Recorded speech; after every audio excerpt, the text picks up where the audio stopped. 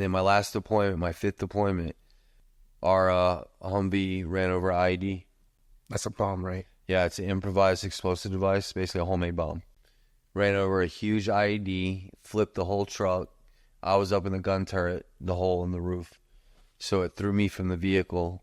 And I got that scar on my head right here is from a piece of the shrapnel from the Humvee when it blew up.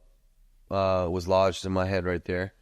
And then damn near broke my back from slamming against the frame when I flew out. But it threw me out, and the rest of the people in the vehicle died. And he said, man, you're not getting a bond reduction. He's like, the DA wants to give you 15 years. And I said, what? Dude, I'm a 12-year combat freaking Marine Corps veteran. Never had a felony in my life. Just a few bar fight, minor stupid crap.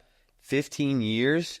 I mean, there's rapists and shit you don't hear about getting 15 years, And so honestly, in my head right then, I was like, okay, it's all like, and which is weird because sitting in county for 6 months, I swore coming out of there I would never touch drugs again. That's what landed me there, But it wasn't within a few days I had overdosed and died.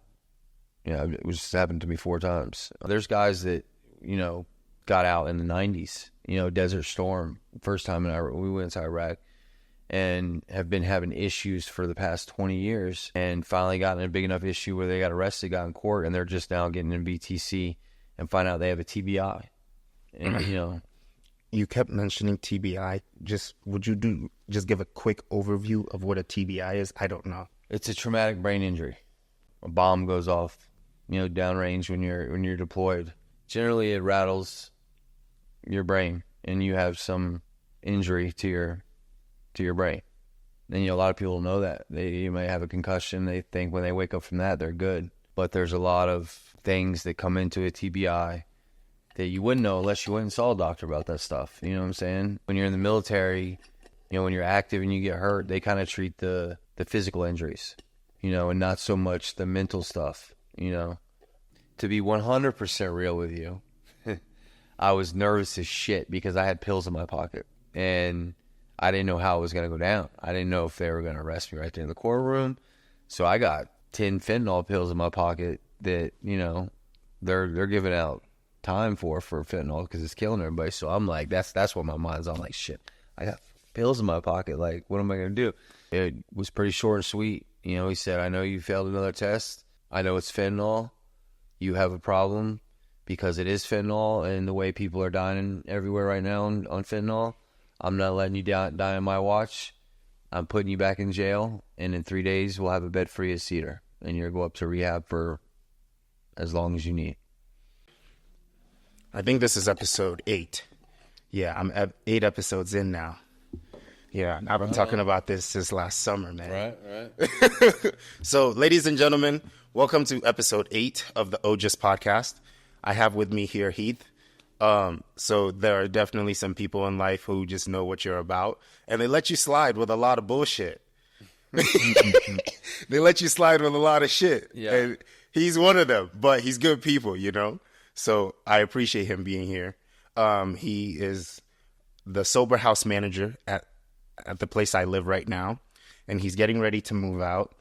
I'm super, super proud of him, and I'm super grateful for him for always taking the time to just talk to me, talk me off the ledge. Sometimes I get hot, and he's always been super cool-headed, and I love this guy. I appreciate him so much, and I just want to take a moment to just let him know that because I appreciate it. I appreciate it. Not too many people would describe me as cool-headed.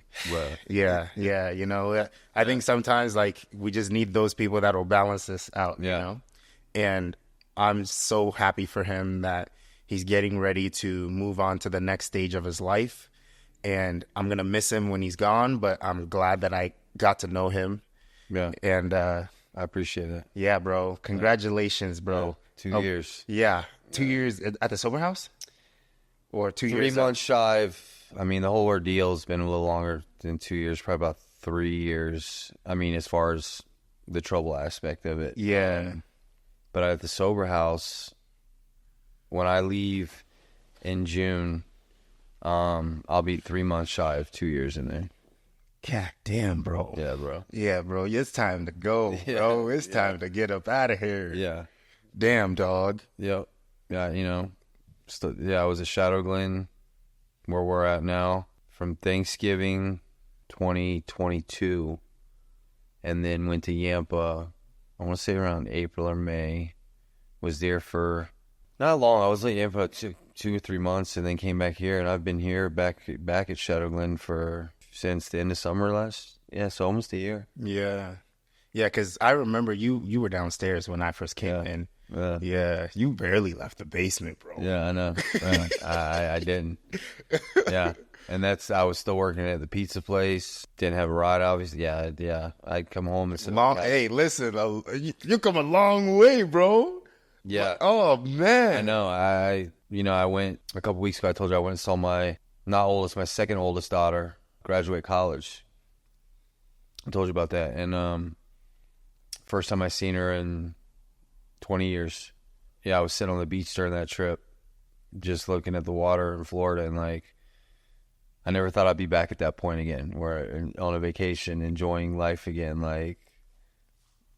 Yeah, it's kind of crazy. I mean, it's been a lot of work for sure, a long 2 years, but yeah, life's good, man.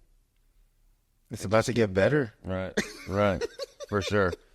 Yeah, so many things have changed, but something about water. Water, it has to be top 3 most healing. Yeah, dude, I properties. Because being here, we're landlocked, and then even the lakes and rivers. I hate cold water, so I've been swimming a few places in Colorado, but nowhere enjoyable because it's always so damn cold. So I think I sat out in the water in West Palm Beach for hour and a half, just floating around. Yeah. By myself, just floating around. Yeah, it was nice. It was nice. Those are really the best feelings, though. Yeah. When you're just existing, and you're just like, no, this is just my time. Right. Just in the moment, enjoying where you're at and where you're at in life. And yeah. So how did you feel? What were some of the thoughts going through your head when, you're sitting there on the beach? Just honestly, just thinking about where I was, 3 or 4 years ago, before technically the legal trouble even started. I was at the very end of a 20-year marriage, which was with someone I thought I would die with, until the drugs started.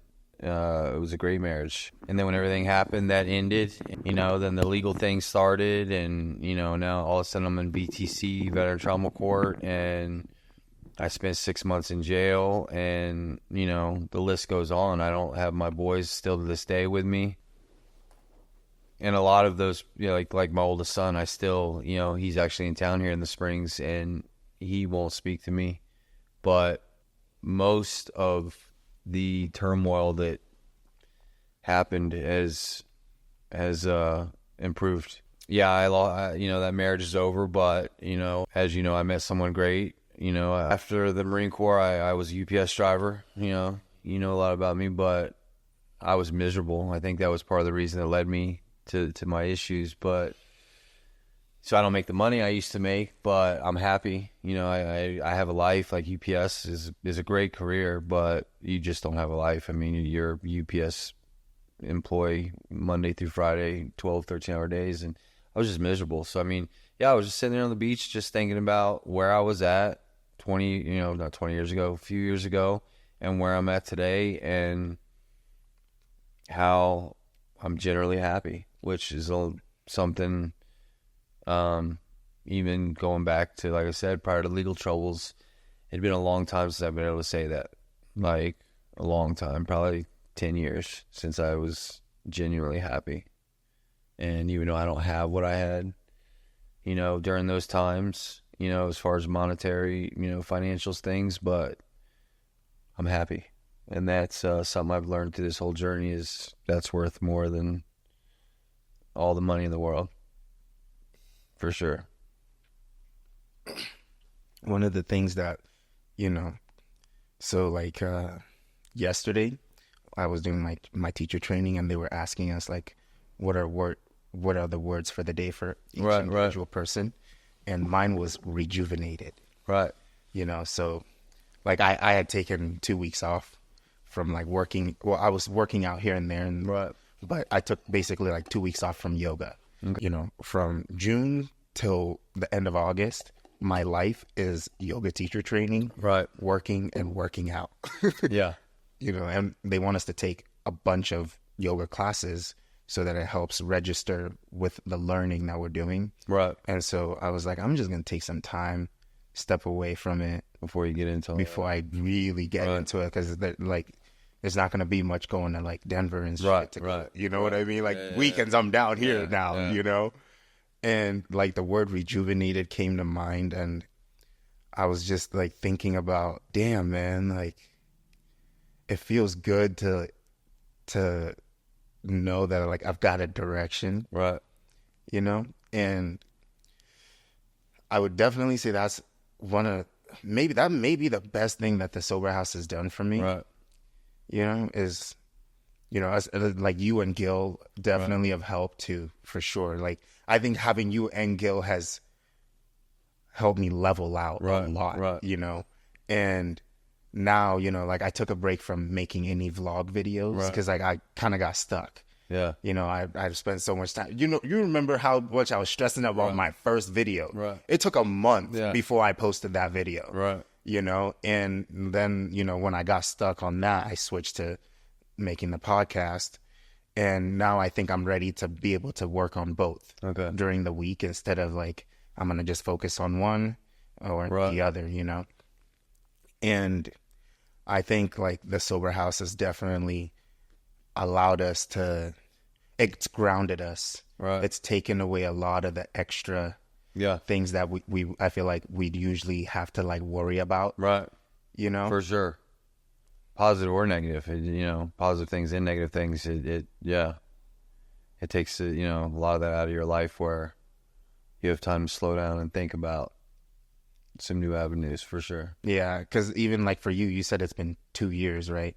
And in the grand scheme of things, 2 years, you know, when we're in, it feels like a long time. But then when you step away from 2 years, it's like, damn, 2 years, it's not that long. That's with the quickness.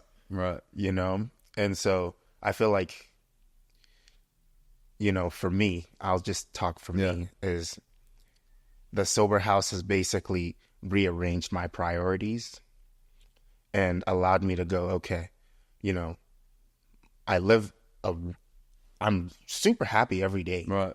Like every day I wake up, there's nothing to really complain about. Right. You know, I went through my period of just like constantly crying, you know, to you and Gil. Right. Like, you last summer. Yeah. Think about how many times I'd just cry. Right. You know? And now like I wake up and I'm like, I know what I have to do. There's no excuses really. Right. You know, it's like, Josh, you know, you got this today, you got to take care of this today, you got to take care of that, you know? And so I feel like taking that into once I leave, it's basically just going to be the same, but now, you know, it's not in the sober house. Right. And then, I mean, it's like they say nothing good happens after midnight. It's like, I want to be home anyways, you know? And so, yeah, I'm grateful for that for sure. I wanted to ask you, so VTC, right? Like we were talking about it earlier. I didn't even know that was a thing. Yeah. You know, and just for the audience, so our house is mostly veterans. The specific house we live in is Mike, the owner, basically built a house just for veterans and people who are in the military. And so I think I may be the only person that's not military in the house. And so the house, they all deal with a lot of the same things when it comes to the court system, and just their lives are pretty similar. And I just wanted to ask you, like, what is VTC like compared to regular court?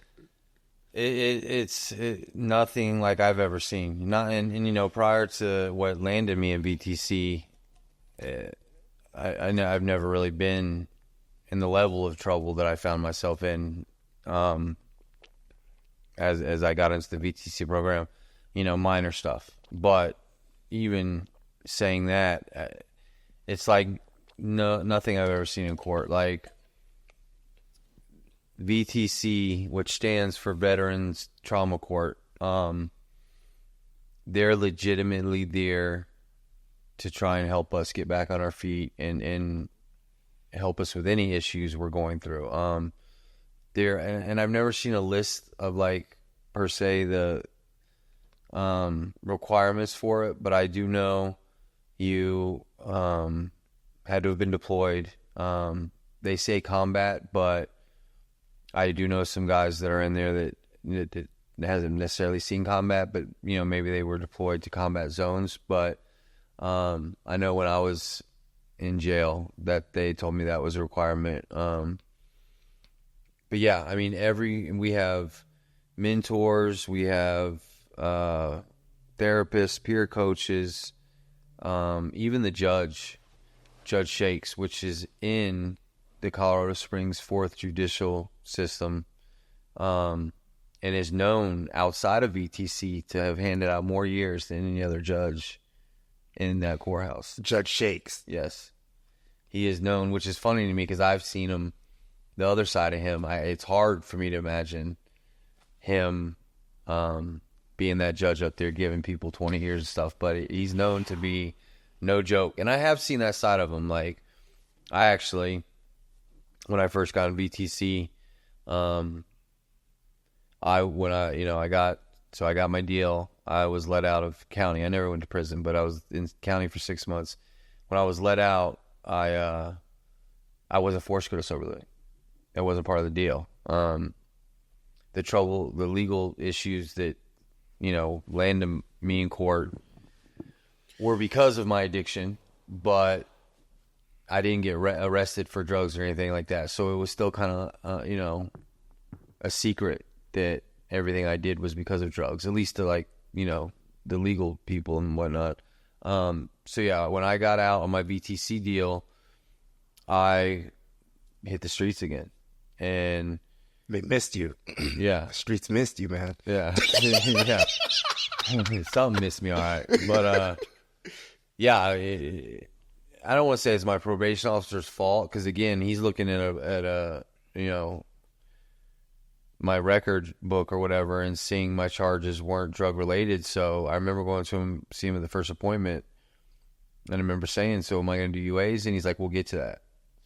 And so honestly, in my head right then, I was like, "Okay, it's on." Like, and which is weird because sitting in county for 6 months, I swore coming out of there I would never touch drugs again. That's what landed me there, But it wasn't within a few days I had overdosed and died. It just happened to me 4 times.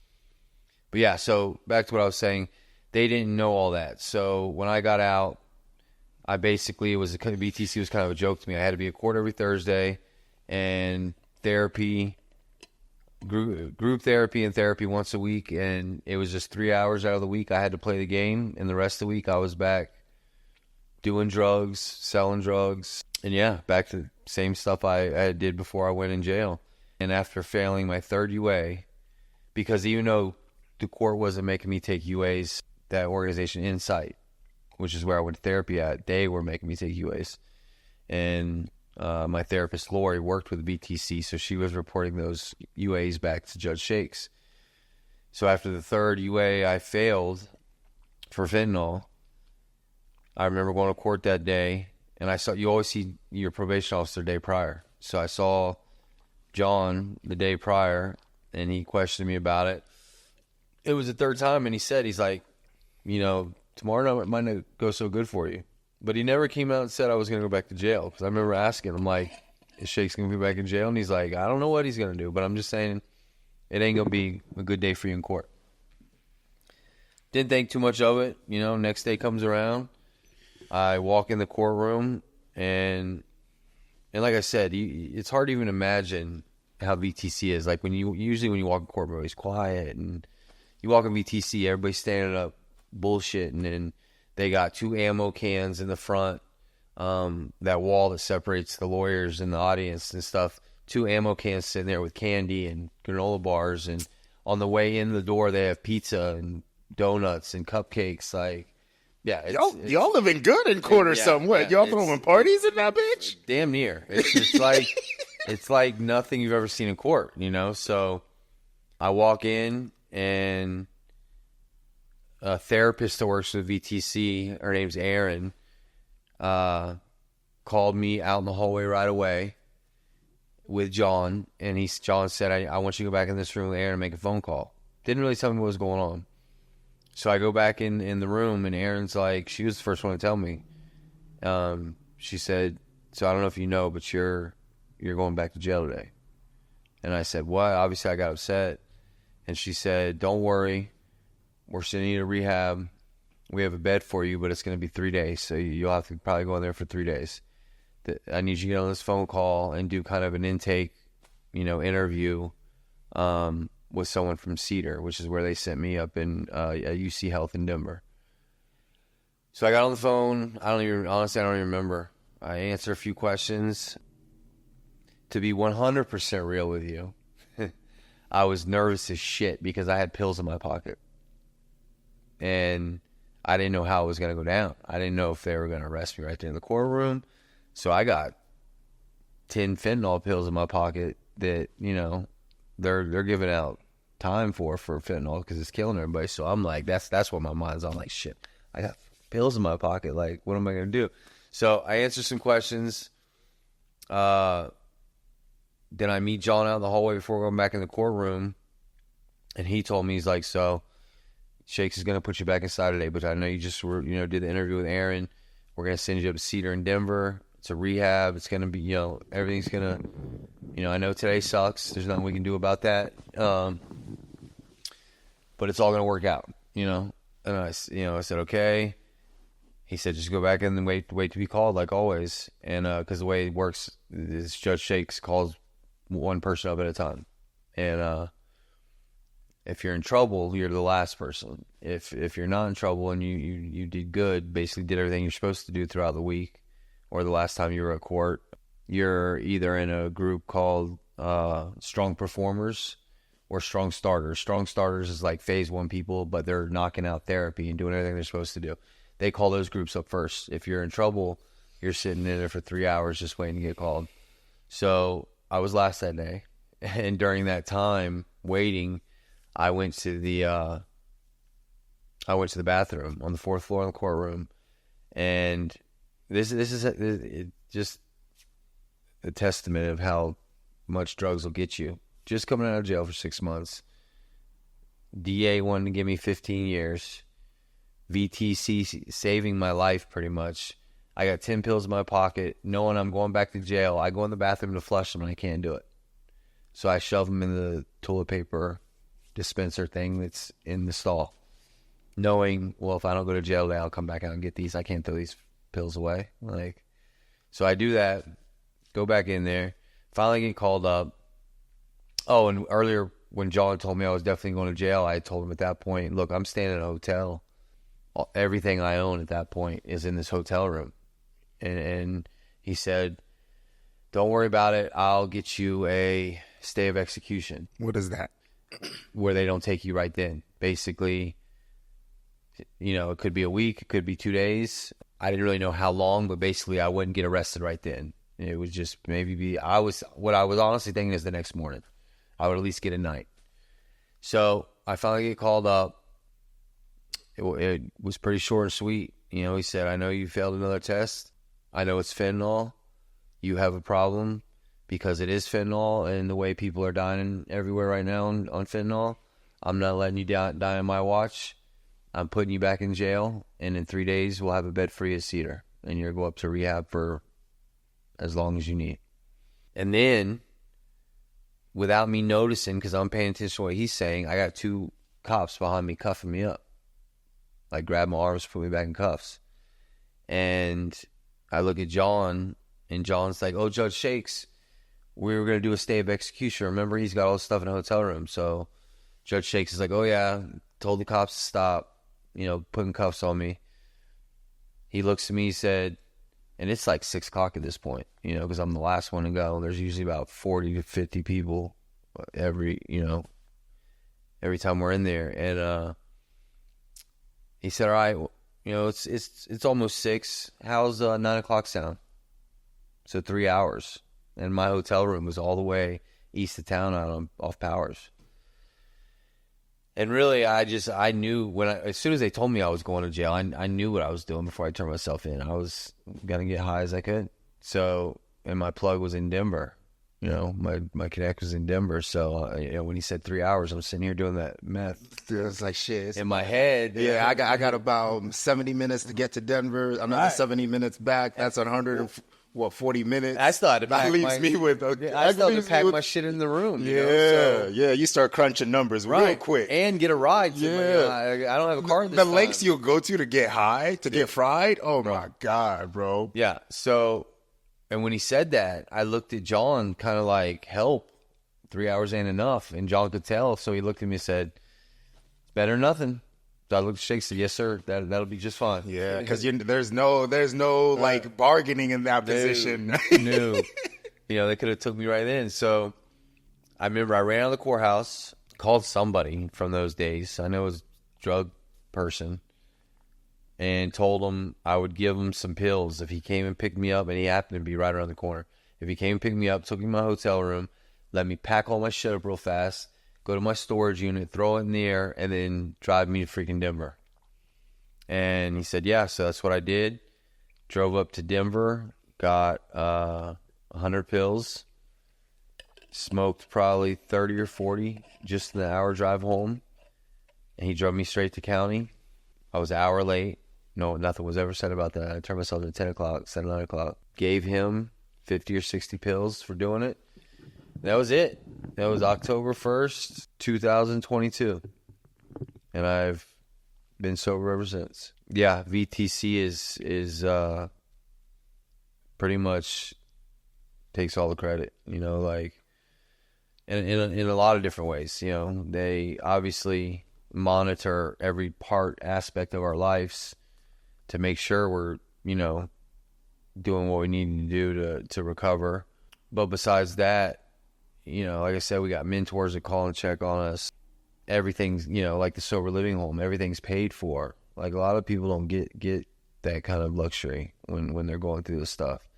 You know, they pay for our therapy, they pay for our sober living every month until very recently. I mean, out of you know, 3 months shy of 2 years, I think my rent hasn't been paid 2 months.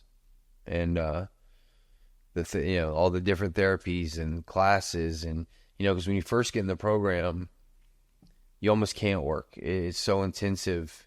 You're doing something every day, like, and so that's why I worked at that pizza place at first, because if it wasn't group therapy, it was regular therapy, or going to see the probation officer, or taking UA. I mean, it was something for at least a few hours a day. So it was hard to find a job, but it saved my life for sure. And you know, just as you know, there's 4 phases. First phase, and each one you got to be in at least 90 days, and that's if you're on your P's and Q's from the very jump and get through it.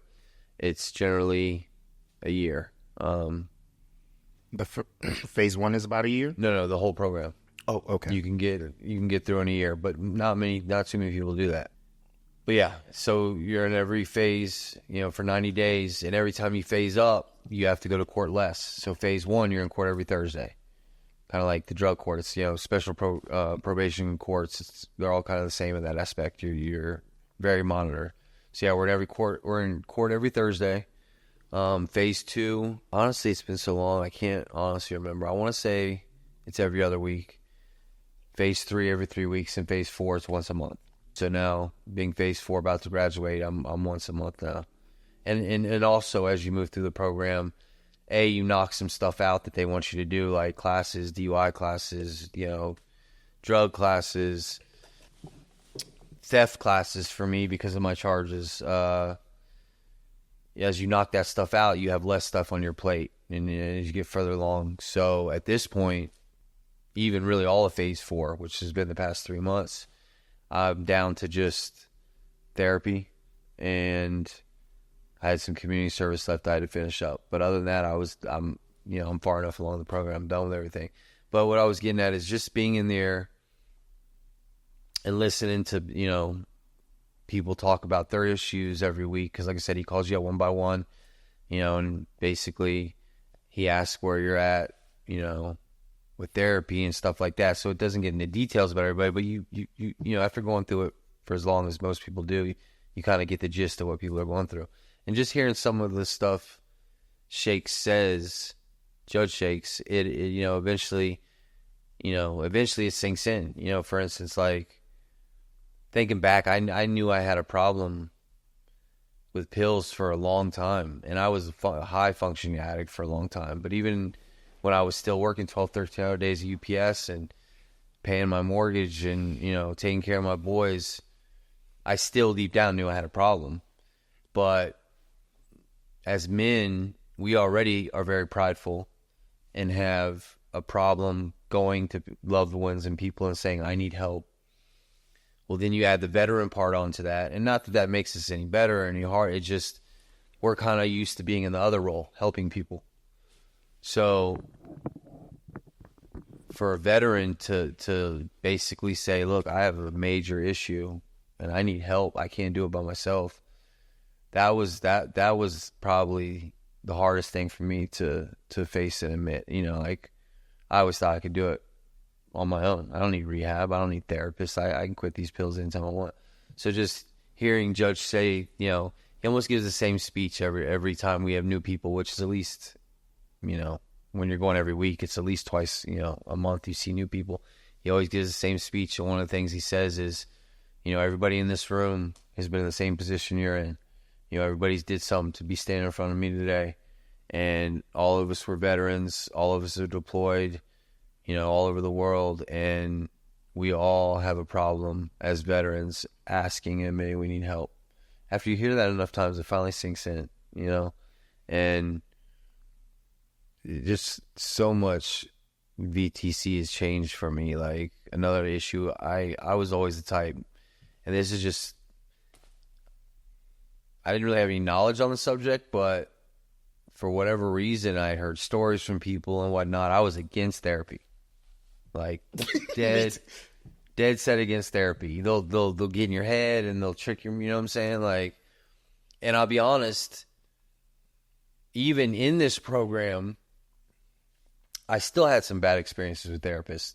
I actually got kicked out of rehab that had to do with, it didn't have nothing to do with my therapist in rehab, but she didn't stick up for me.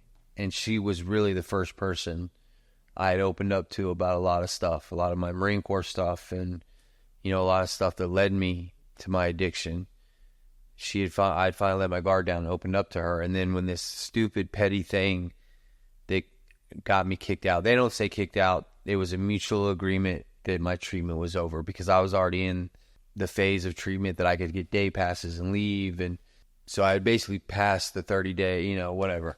It was a mutual agreement that I didn't need their services anymore. I go my way, they go theirs. So they would never admit I got kicked out, but they put me out. But over something petty. But yeah, I didn't really have to, my therapist didn't do it, but she didn't stick up for me. Then I get to VTC, and they stick me with Lori from Insight, the person I was talking about earlier. And when I went and saw her every week, she didn't really want to speak. She didn't really have nothing. Like, it was almost like it was just story time for her every week. Me telling her about Marine Corps stuff and stuff I'd seen and did, and, and then sometimes about my ex. And, it was almost like just gossip hour. She never even would really offer any helpful advice back or anything. So, long story short, I was getting nowhere with that. It was just check the box. I'm supposed to be here for VTC once a week, or I'm going to get in trouble, so I show up. But literally not helping me at all. We actually had we had a disagreement one time, and I had missed a couple sessions, and she also did my group therapy. I guess the final straw was the night of my last group therapy with her. On the way into Insight, I saw a buddy from work who was actually going to Insight for treatment, this pizza place I worked at, and it told me about a coworker of ours killing himself. And so I'm walking into the group therapy, find this out. So as soon as Lori walks in, I'm like, Lori, I'm sorry, I got to go. I'll explain later. I leave. She waits till the next Tuesday, the morning of our appointment. to call me and say, hey, I'm no longer treating you. If you want any details of why not, call John, who's my probation officer. So there's now another therapist who's kind of so I was basically, therapy was just something they were making me do. I was, fuck therapy basically. But then I met Dan. I'm drawing a blank.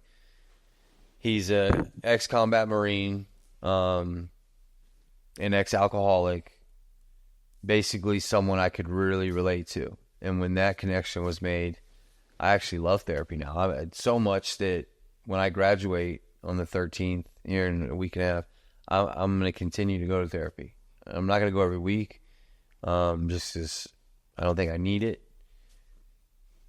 But I'm going to go at least once a month. And, I look forward to it now.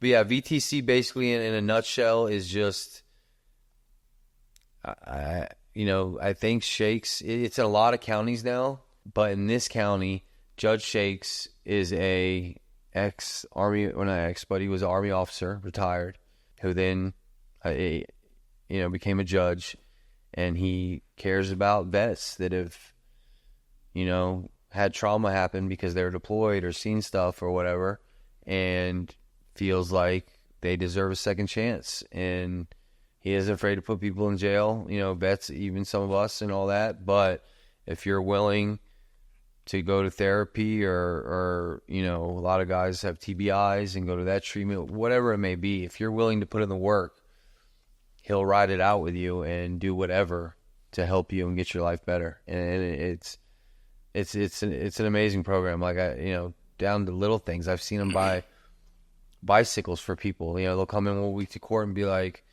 yeah, I have a job offer, but I can't get there on time every day because I leave therapy with y'all that VTC requires me to be at, and the bus takes too long for me to get there, so I need a bike. And next week they have a nice bicycle. I mean, it's just crazy. You don't hear courts doing that kind of stuff.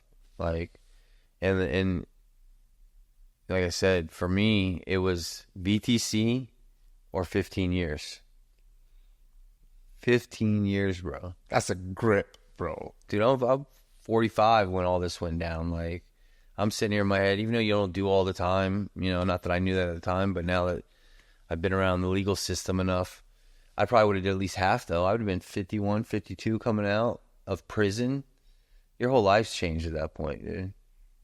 Besides the fact that you just sat in jail for 7 years, like that miserable aspect of it, like you're pretty much what they call institutionalized at that point. And who's going to hire a 52-year-old felon? And yeah, so I found out, you said you didn't know about veteran court. I never heard of it either. And it was one day after sitting in there probably about 4 months, not hearing anything from my lawyer, not court appointed either, a lawyer my parents spent $25,000 on, because we didn't know about veteran court. Looking back, I don't want to say they wasted their money, but their money didn't do anything. My veteran status is what got me VTC. But yeah, after 4 months not hearing from my lawyer, literally he walks in one day. I'm pissed because he ain't got me a bond reduction to get the hell out of there yet. You know what I'm saying? He wouldn't even ask for one. And he said, man, you're not getting a bond reduction. He's like, the DA wants to give you 15 years. And I said, what? Dude, I'm a 12-year combat freaking Marine Corps veteran. Never had a felony in my life. Just a few bar fight, minor stupid crap. 15 years? I mean, there's rapists and shit you don't hear about getting 15 years, And he basically said, yeah, man, they come after white collar crime, like when you do a crime against somebody that's innocent, like meaning, if you stab a freaking drug dealer because they ripped you off, they're a drug dealer, you know what I'm saying? It's kind of, you're both a criminal, you know what I'm saying? But if you go rob somebody that's innocent, hardworking person, and I was told they come down on that type of crime harder. So yeah, they wouldn't give me 15 years. And he said, but there's a program called VTC, Veteran Trauma Court. You have to be a combat vet. So, obviously you're good on that. You just got to do a few interviews, and I think we can get you in that. But that's your saving grace. Next thing I know, I'm doing a few interviews. I got accepted, and That was it. And you see any crime, not any crime. I mean, they don't take murders, rapists, stuff like that. But, you know, people, alcoholics, people addicted, people that, you know, have some trauma and maybe don't know how to handle their anger and got some domestic issues with their wives. I mean, you see everything in there. Everything in there. You know, you see guys that, for whatever reason, haven't been able to hold a job down for, you know, there's guys that, you know, got out in the 90s, you know, Desert Storm, first time in Iraq, we went to Iraq, and have been having issues for the past 20 years, and finally gotten a big enough issue where they got arrested, got in court, and they're just now getting in BTC and find out they have a TBI. And, you know, you kept mentioning TBI. Would you just give a quick overview of what a TBI is? I don't know. It's a traumatic brain injury. So it's like, you know, a bomb goes off, you know, downrange when you're deployed. An explosion or a bomb goes off enough. Generally, it rattles your brain, and you have some injury to your brain. And, you know, a lot of people know that. You may have a concussion. They think when they wake up from that, they're good. But there's a lot of things that come into a TBI that you wouldn't know unless you went and saw a doctor about that stuff. You know what I'm saying? And when you're in the military, they kind of treat, you know, when you're active and you get hurt, they kind of treat the physical injuries, you know, and not so much the mental stuff, you know. So yeah, I mean, there's, like I said, there's older guys that are gray-headed and 60 that have been having issues and are just finding out the reason why. Yeah, it's crazy. It's been an eye opener. Like, I never knew something like that existed. This BTC. Yeah, that's crazy, man. So I want to ask about the military stuff too, but I wanted to ask. So you mentioned you've died 4 times from fentanyl. Yeah. So could you talk to me about, you know, how you got into fentanyl? So how you got into fentanyl and the story behind that. What is fentanyl, by the way? So fentanyl, I'm not, you know, opiate or medical expert by no point, but I'm pretty sure it's a synthetic opiate, meaning man-made. And I know the stuff that's hitting the streets, and honestly, I get my knowledge from, I watch the National Geographic, okay, because there's all kinds of specials on it now and documentaries and stuff, but a lot of it I know is coming in from China.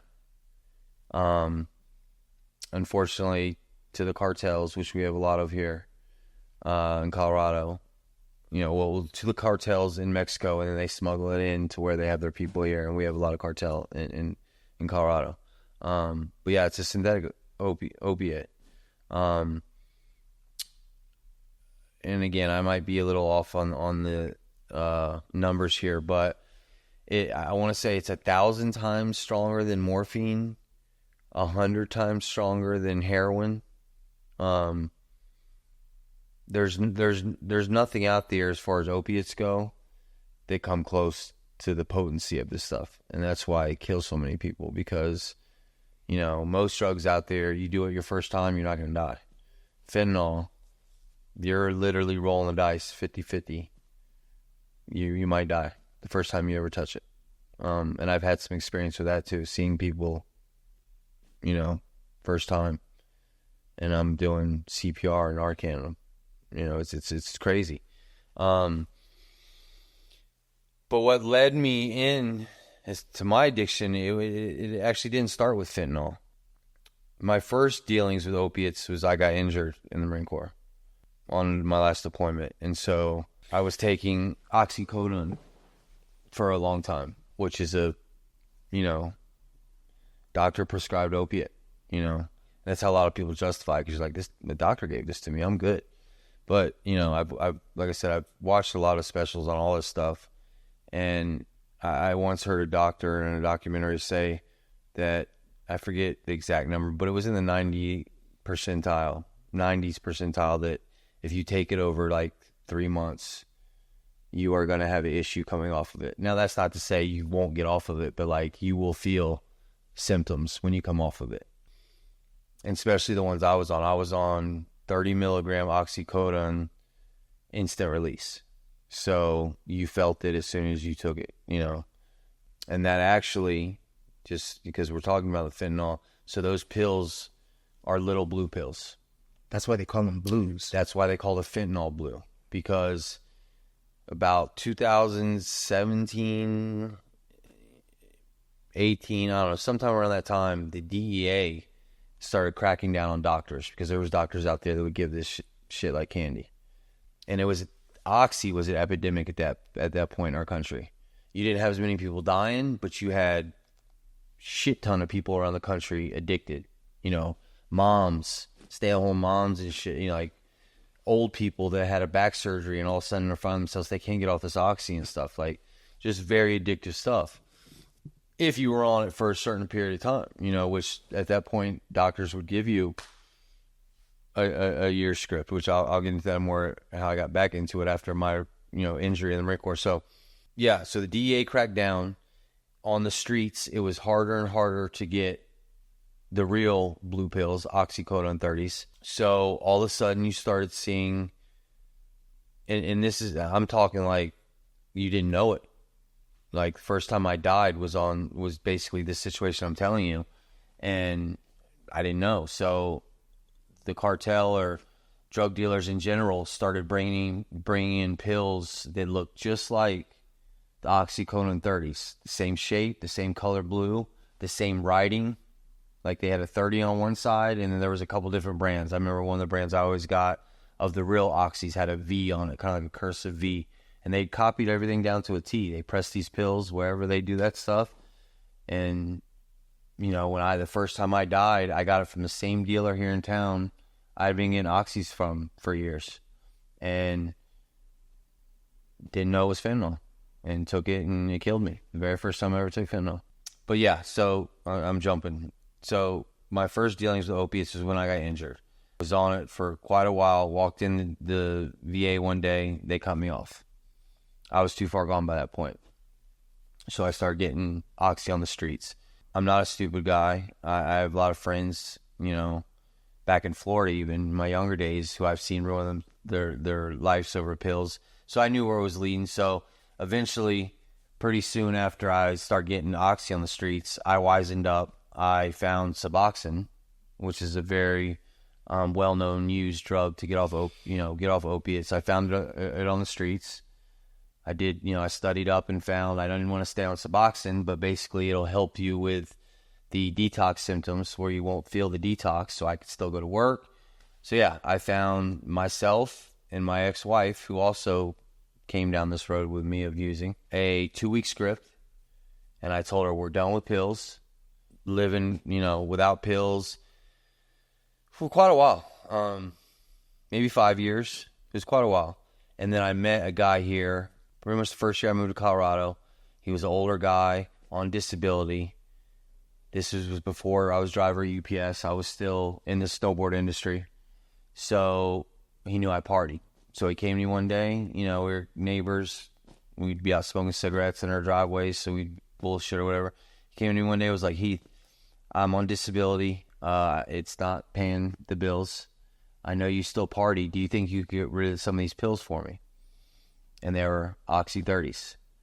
And I said, I don't really want to have much to do with those because I had a little bit of an issue, but I'll ask around.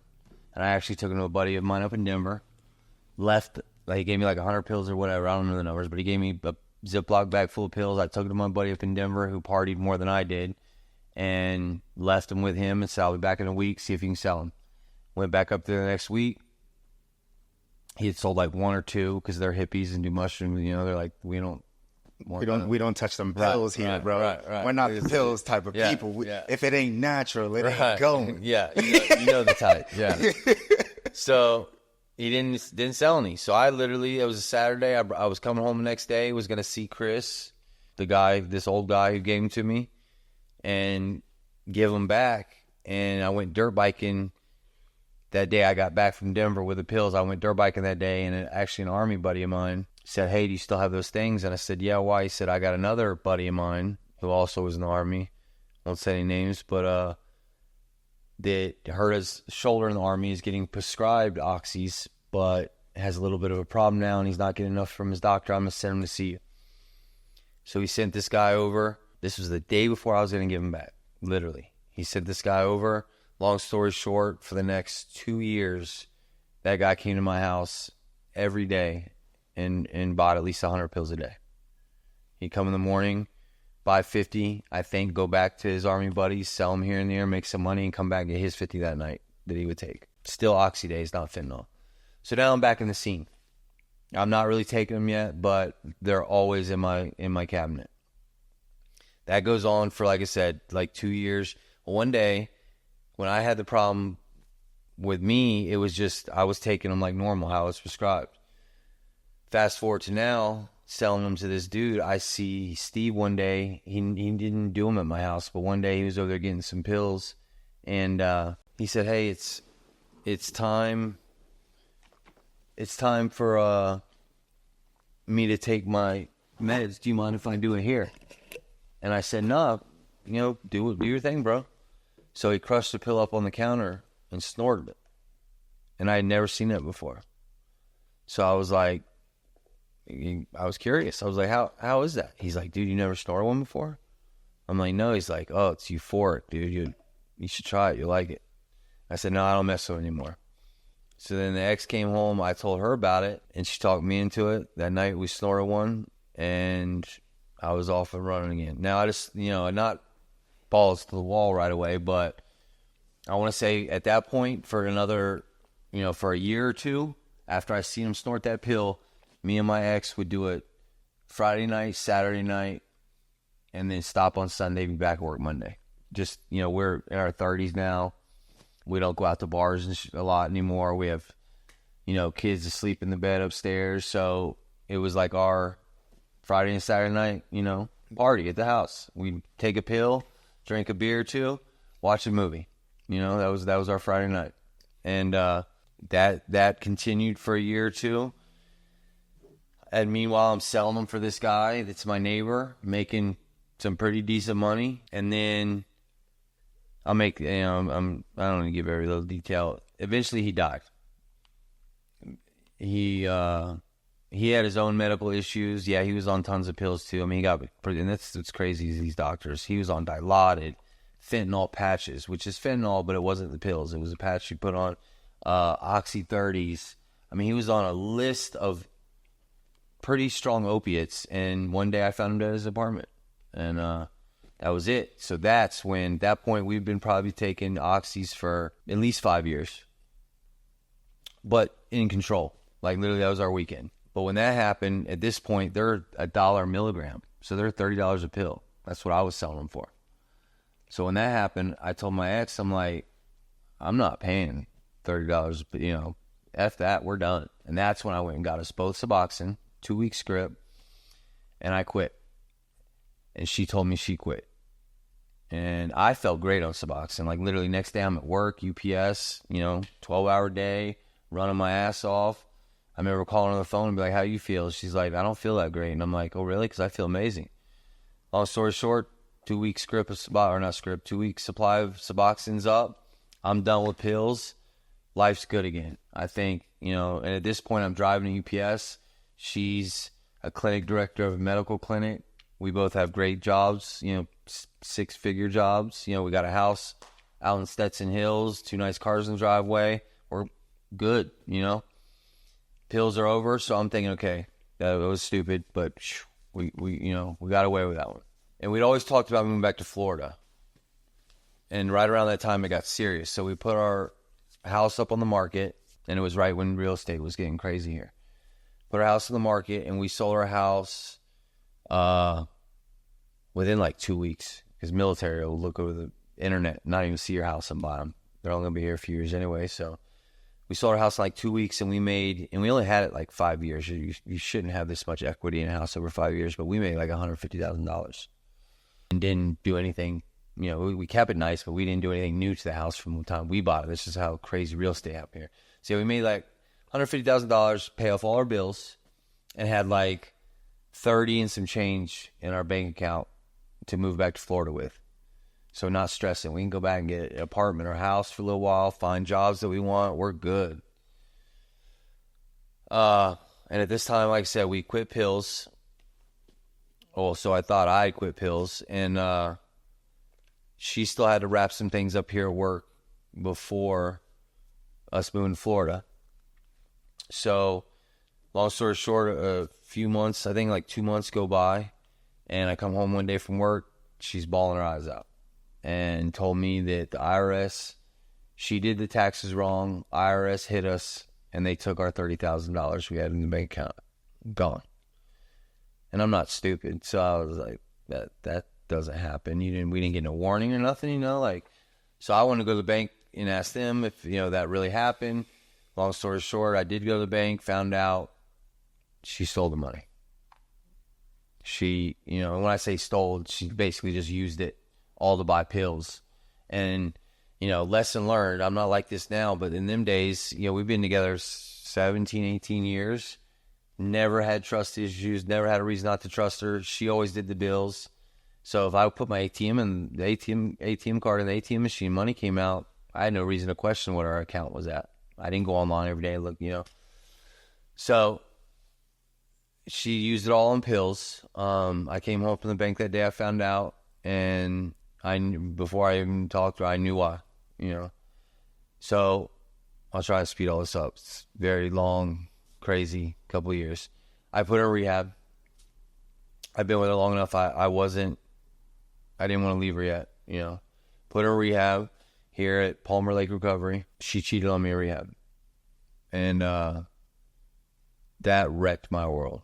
Like, I'll be honest, that just the betrayal after being with someone that long, and especially because in my younger days in the Marine Corps, I was all over the world. I never really did right with most of my relationships. So when I got with her, I told myself I'm going to do right by this woman. And we got married, had kids, everything was great. So it broke me when that happened. And it drove me crazy because I knew, but she wouldn't admit it. So you got that thing in your head, like, are you crazy? Like, I know the evidence is all there, but I got a woman I've been with 17 years that won't admit it. I'd beg her, just tell me. Like, I deserve this, I've always been good to you. Just tell me. Wouldn't tell me. So I was driving myself freaking insane. We've talked about this. So I remember one night, this is a couple months after it happened, after she got out of rehab and I found out she cheated, I just couldn't deal with it. And so I decided I was going to start drinking on weekends when I had to be there. I wasn't at work. I had to be there, around her, constantly thinking about it. I was just going to start drinking my sorrow away. So I drank a lot that weekend. And at this point in my life, I didn't really drink that much anymore. Younger days in the Marine Corps, but I didn't really drink that much anymore. So I remember I drank a lot that weekend, and we got in an argument. I've never hit a woman in my life, but we were arguing. She's in my face. I'm just, getting her out of my face, and she trips over our bed and hits her head on the footboard and is bleeding from her forehead. And our young, at that time, I want to say 8 or 9 son saw it. Next morning, wakes up, and he's like, Dad, it scared him. He's like, you can't drink like that anymore. And I didn't. But I was so mentally fucked and depressed, I needed something to cope. And so I knew what pills did, and I went right back to pills. Now, that was right around the time DEA was cracking down. So it wasn't soon after into me getting back on pills. I drove one day, like I said, same dealer I always got them from. He lives World Arena, so 20 minutes from here. I took it as soon as I got in the car, and so did she, my ex. And by the time we got home over on Powers, east side of town, she was dead. I didn't know that. I thought she just nodded out, what they call nodding out. But she was dead. I pull in my driveway. Don't even put the car in park. I just have my foot on the brake. And I die. And I had my stereo really loud. And this is the part that still kills me. And is still affecting me to this day with my oldest son. I had my radio really loud going. And he heard it. And he came outside and found us. And 9 years old. And he climbed through the sunroof window, out in the middle of my driveway, and was trying to wake us up, couldn't. My neighbor across the street was an Air Force Academy CPR instructor, of all things. So he runs over, first goes to yank my ex-wife out of the car, and pretty quickly gets her breathing. I can't remember. She either started breathing again or he gets her almost within seconds of breathing again. So then he runs around to me. And like I said, I never put the car in park. Goes to yank me out of the car. Well, then the car goes to take off because he pulls my foot off the brake. Goes up to the neighbor's yard, hits a tree because he throws me back in the car when it goes to roll away. Finally, the car stops. He gets over there, starts doing CPR on me. A few months later, when I talked to this guy, he's like, man, I'm a CPR instructor. I've did CPR a lot of times. He's like, I've never seen something like that in my life. I mean, you drove home. So by the time I got to you, it had to be, a couple minutes at the most, a minute, I don't exactly know, but not long. He's like, you already had like rigor mortis. Like from grabbing the steering wheel, your hands were already stiff, and I've never seen someone as purple as you were. And he almost didn't get me back. He tried CPR, I'd start breathing, I'd go back out. He tried CPR again, I'd go back out. It wasn't till the EMT showed up with Narcan is what got me back. And I just remember sitting up in the middle of my driveway and seeing like 30 cop cars and fire trucks all on my street and being like, oh shit, and passing back out. That was the first time. Second time, the rest of the times were all in a few months span. I'm ashamed to say it was all in that 3 months, first getting out of BTC. I got out of jail 2 or 3 days later. I took a pill on I-25, getting off on the Fountain exit. And I'd been in jail for 6 months, so I had no tolerance. My dumbass snorts a whole pill like I always did. And the person that was with me, next thing you know, I'm dead in the seat next to him. They pull over, Narcan me, I'm back. The next 2 times, there was no Narcan. So I was in a hotel room, and the people with me, both times, slapped me and beat the shit out of me until my adrenaline got going and I came back. But 4 times, yeah. It's insane. Like, when I think about everything I did in the Marine Corps and saw and went through the Marine Corps, that didn't get me. But these stupid ass fucking pills almost got me 4 times. Like, I just look at it like I'm here for a reason, But yeah, that's how I got into fentanyl. You never, at least myself, never ever think you're going to be addicted and selling pills and drugs. Because in the end days, like I said, I was selling pills and going to meet cartel guys up in Denver. You never think you're going to do that. I mean, I was a 12-year combat 5-tour veteran, grew up in a good Southern Christian home. My biggest crime at that point, before all this, was a few bar fights, like pretty all-around good guy. And on top of that, athlete my whole life. Like, played, had a soccer scholarship for college and played soccer since I was 5 years old. Even played on the Marine Corps team when I was in Japan. Like, just, gym all the time. Like just an athlete. Never in a million years would I thought I'd get addicted to drugs. And it was slow for me, like, over all those years taking them. I knew could eventually cause a problem, but I never really thought I'd be so addicted to end up doing what I did to get in legal trouble. And I kind of skipped over that part of the story. Just in case you want me to say it all here, I have no problem saying it. So towards the end,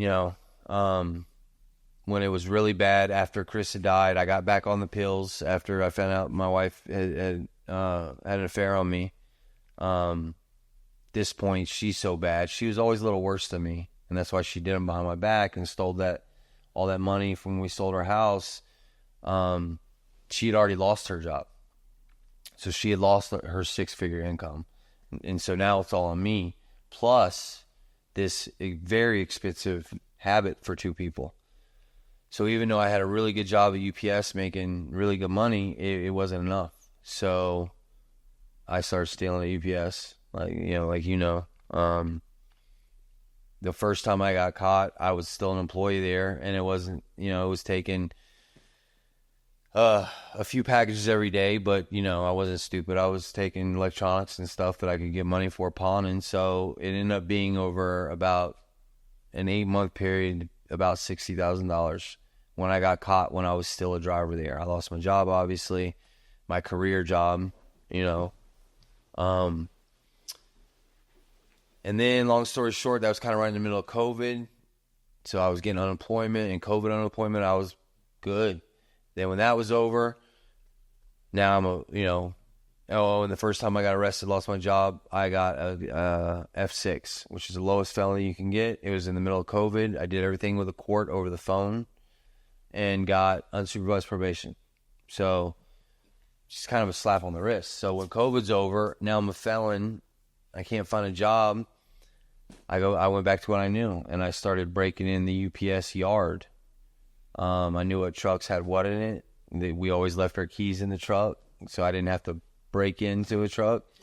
Real quick, you weren't working for UPS? Not the second time I got Not the second time? Okay. I just knew from working there for so long. The whole shebang. I knew there was only one 12-hour period a week that nobody was at the building. Okay.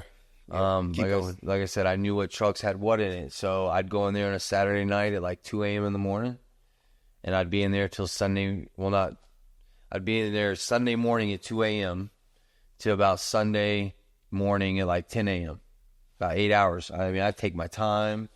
It was like, I almost got addicted to that, opening up boxes. Oh, yeah, Man, look, taking I got 30 iPhone iPhone 13s. Woo, I'm hitting it big this time. Yeah, dude, it was crazy. Like, how stupid was I? And that's actually when I got caught. They told me, they're like, we just had to sit here and wait. We knew you were gonna come back. Yeah. And I did it every Saturday night. Listen, the man's got to have a routine, man. What you want from the man? Right? I mean, I was good at it. It worked. So, I mean, why wouldn't I go back? 6 months straight, I did it every Saturday night. And you were criminal, bro. yeah. And what year? So, it was 2021. It was the weekend before Thanksgiving, because at UPS, their peak season when they're super busy is Thanksgiving through Christmas. And I was going in there on Saturdays or Sunday morning, and like 3/4 of the trucks got loaded on Saturday morning for Monday's routes. So they were sitting there loaded full of packages, ready to rock, ready to me go Christmas shopping on the weekend. So you got it, Jeff. But come Thanksgiving, they made us all work on Saturdays. Yeah. So those trucks would be empty. So it literally was my last weekend I was going to go for at least like 3 months. And I want to say you had to have an off season. You wanted an off season? No, it just, the trucks would be empty. There was no, I wouldn't be able to get anything. And I actually remember my ex, and not that she ever did this. She encouraged me to do this because she, her habit was always worse than mine. But this weekend, the last time when I did get caught, she said, I don't think you should go tonight. We got $10,000 in our bank account, just extra for drugs. I don't think you should go. And something had happened the week before where I came home nervous. I think I saw someone because behind UPS building there was woods, and I would go through the woods and go underneath the fence in the back of the warehouse and go into the yard like that. And that's right. The weekend before, I saw some people in the woods with like flashlights, almost like security guards, and I didn't go in that weekend. I got scared and went home and came home and told her about it. I was like, I'm done. But then drugs and just being confident, the next weekend, I'm like, I'm going. And she was like, don't go. I have a bad feeling. And I was like, I'll be fine. This is the last weekend I'm going to be able to do it for 3 years. So I went, and I ended up not going in that night because there was people in the woods that night, cops. And I heard radios when I was going through the woods, and it was a whole ordeal. I led them on a 6-7 hour chase around the building, them trying to catch me, and In the process, they towed my truck because they had a tracker on my Tahoe. Because they knew it was me by this point. They had a tracker on my Tahoe. I lost my phone in the race or in the chase, so I literally was stuck. I had nobody I could call to come get me.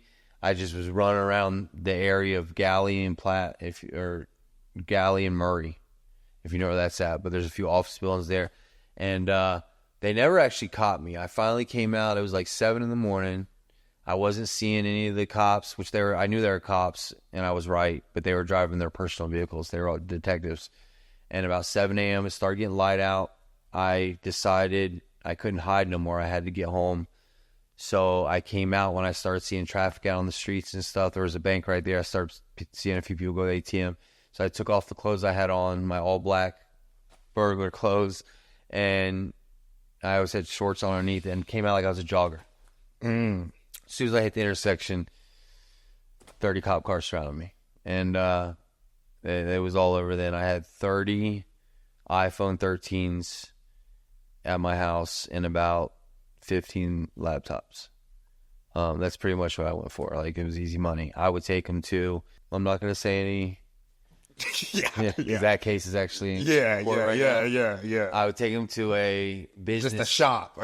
We'll leave it as a shop because there's a legitimate big-ass invest. Is he still on the run? No. They caught him. I actually got subpoenaed for that case, and they hit me outside of Veterans Court one day. And as it not, like, my legal troubles were over, but they said just as a witness, because you were one of his biggest suppliers, they did catch him. But they never called me back. Like, they basically just said, look, you're getting subpoenaed. There's still a few months where we got a jury selection, all that crap.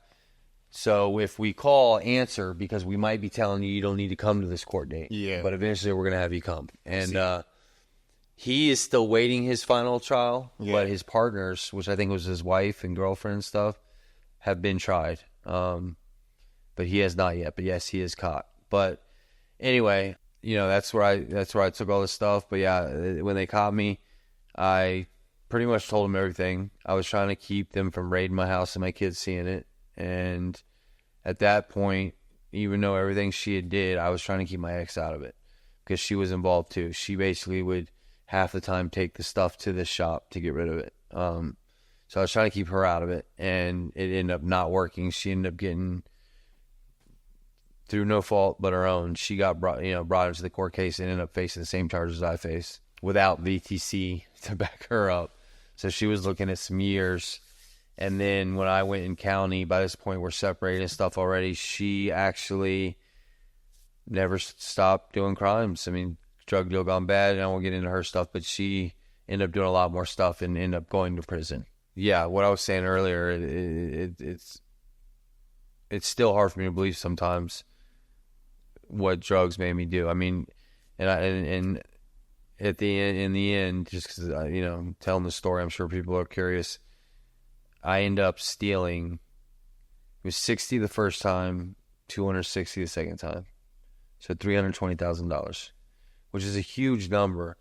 But my naive ass still thought, I've never been in trouble before. And I'm listening to all the jailhouse lawyers. Oh, you're a white dude. You've never been in trouble. You'll get unsupervised probation again, man. You talk about jail, huh? Yeah. Yeah. And they said 15 years, and that was an eye-opener. Yeah. So, damn, bro. It's crazy. Like, it's...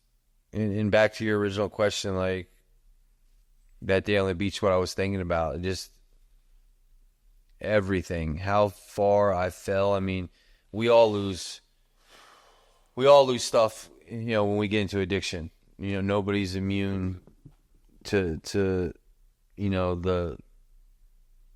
repercussions of drugs and alcohol and stuff once they have a problem. But I lost a nice house, cars, both my boys, which my youngest, I'm about to get back, but my 15-year-old still won't talk to me. He's an angry 15-year-old, flunking out of school himself now, has two cases in the court system now on probation, and he was an all A and B athlete, played soccer like I did. Like, totally, I have to take ownership of the fact that I'm sure some of that's because of what he saw, and then losing both his parents for a while. We sent him down this path, to where he's at today, which is not a good place. That's still, actually, where I sit today, that's the worst thing, because I've been able to have a decent job again. All the monetary stuff, I've learned through all this. It's nice to have nice things, but at the end of the day, you can always get more shit.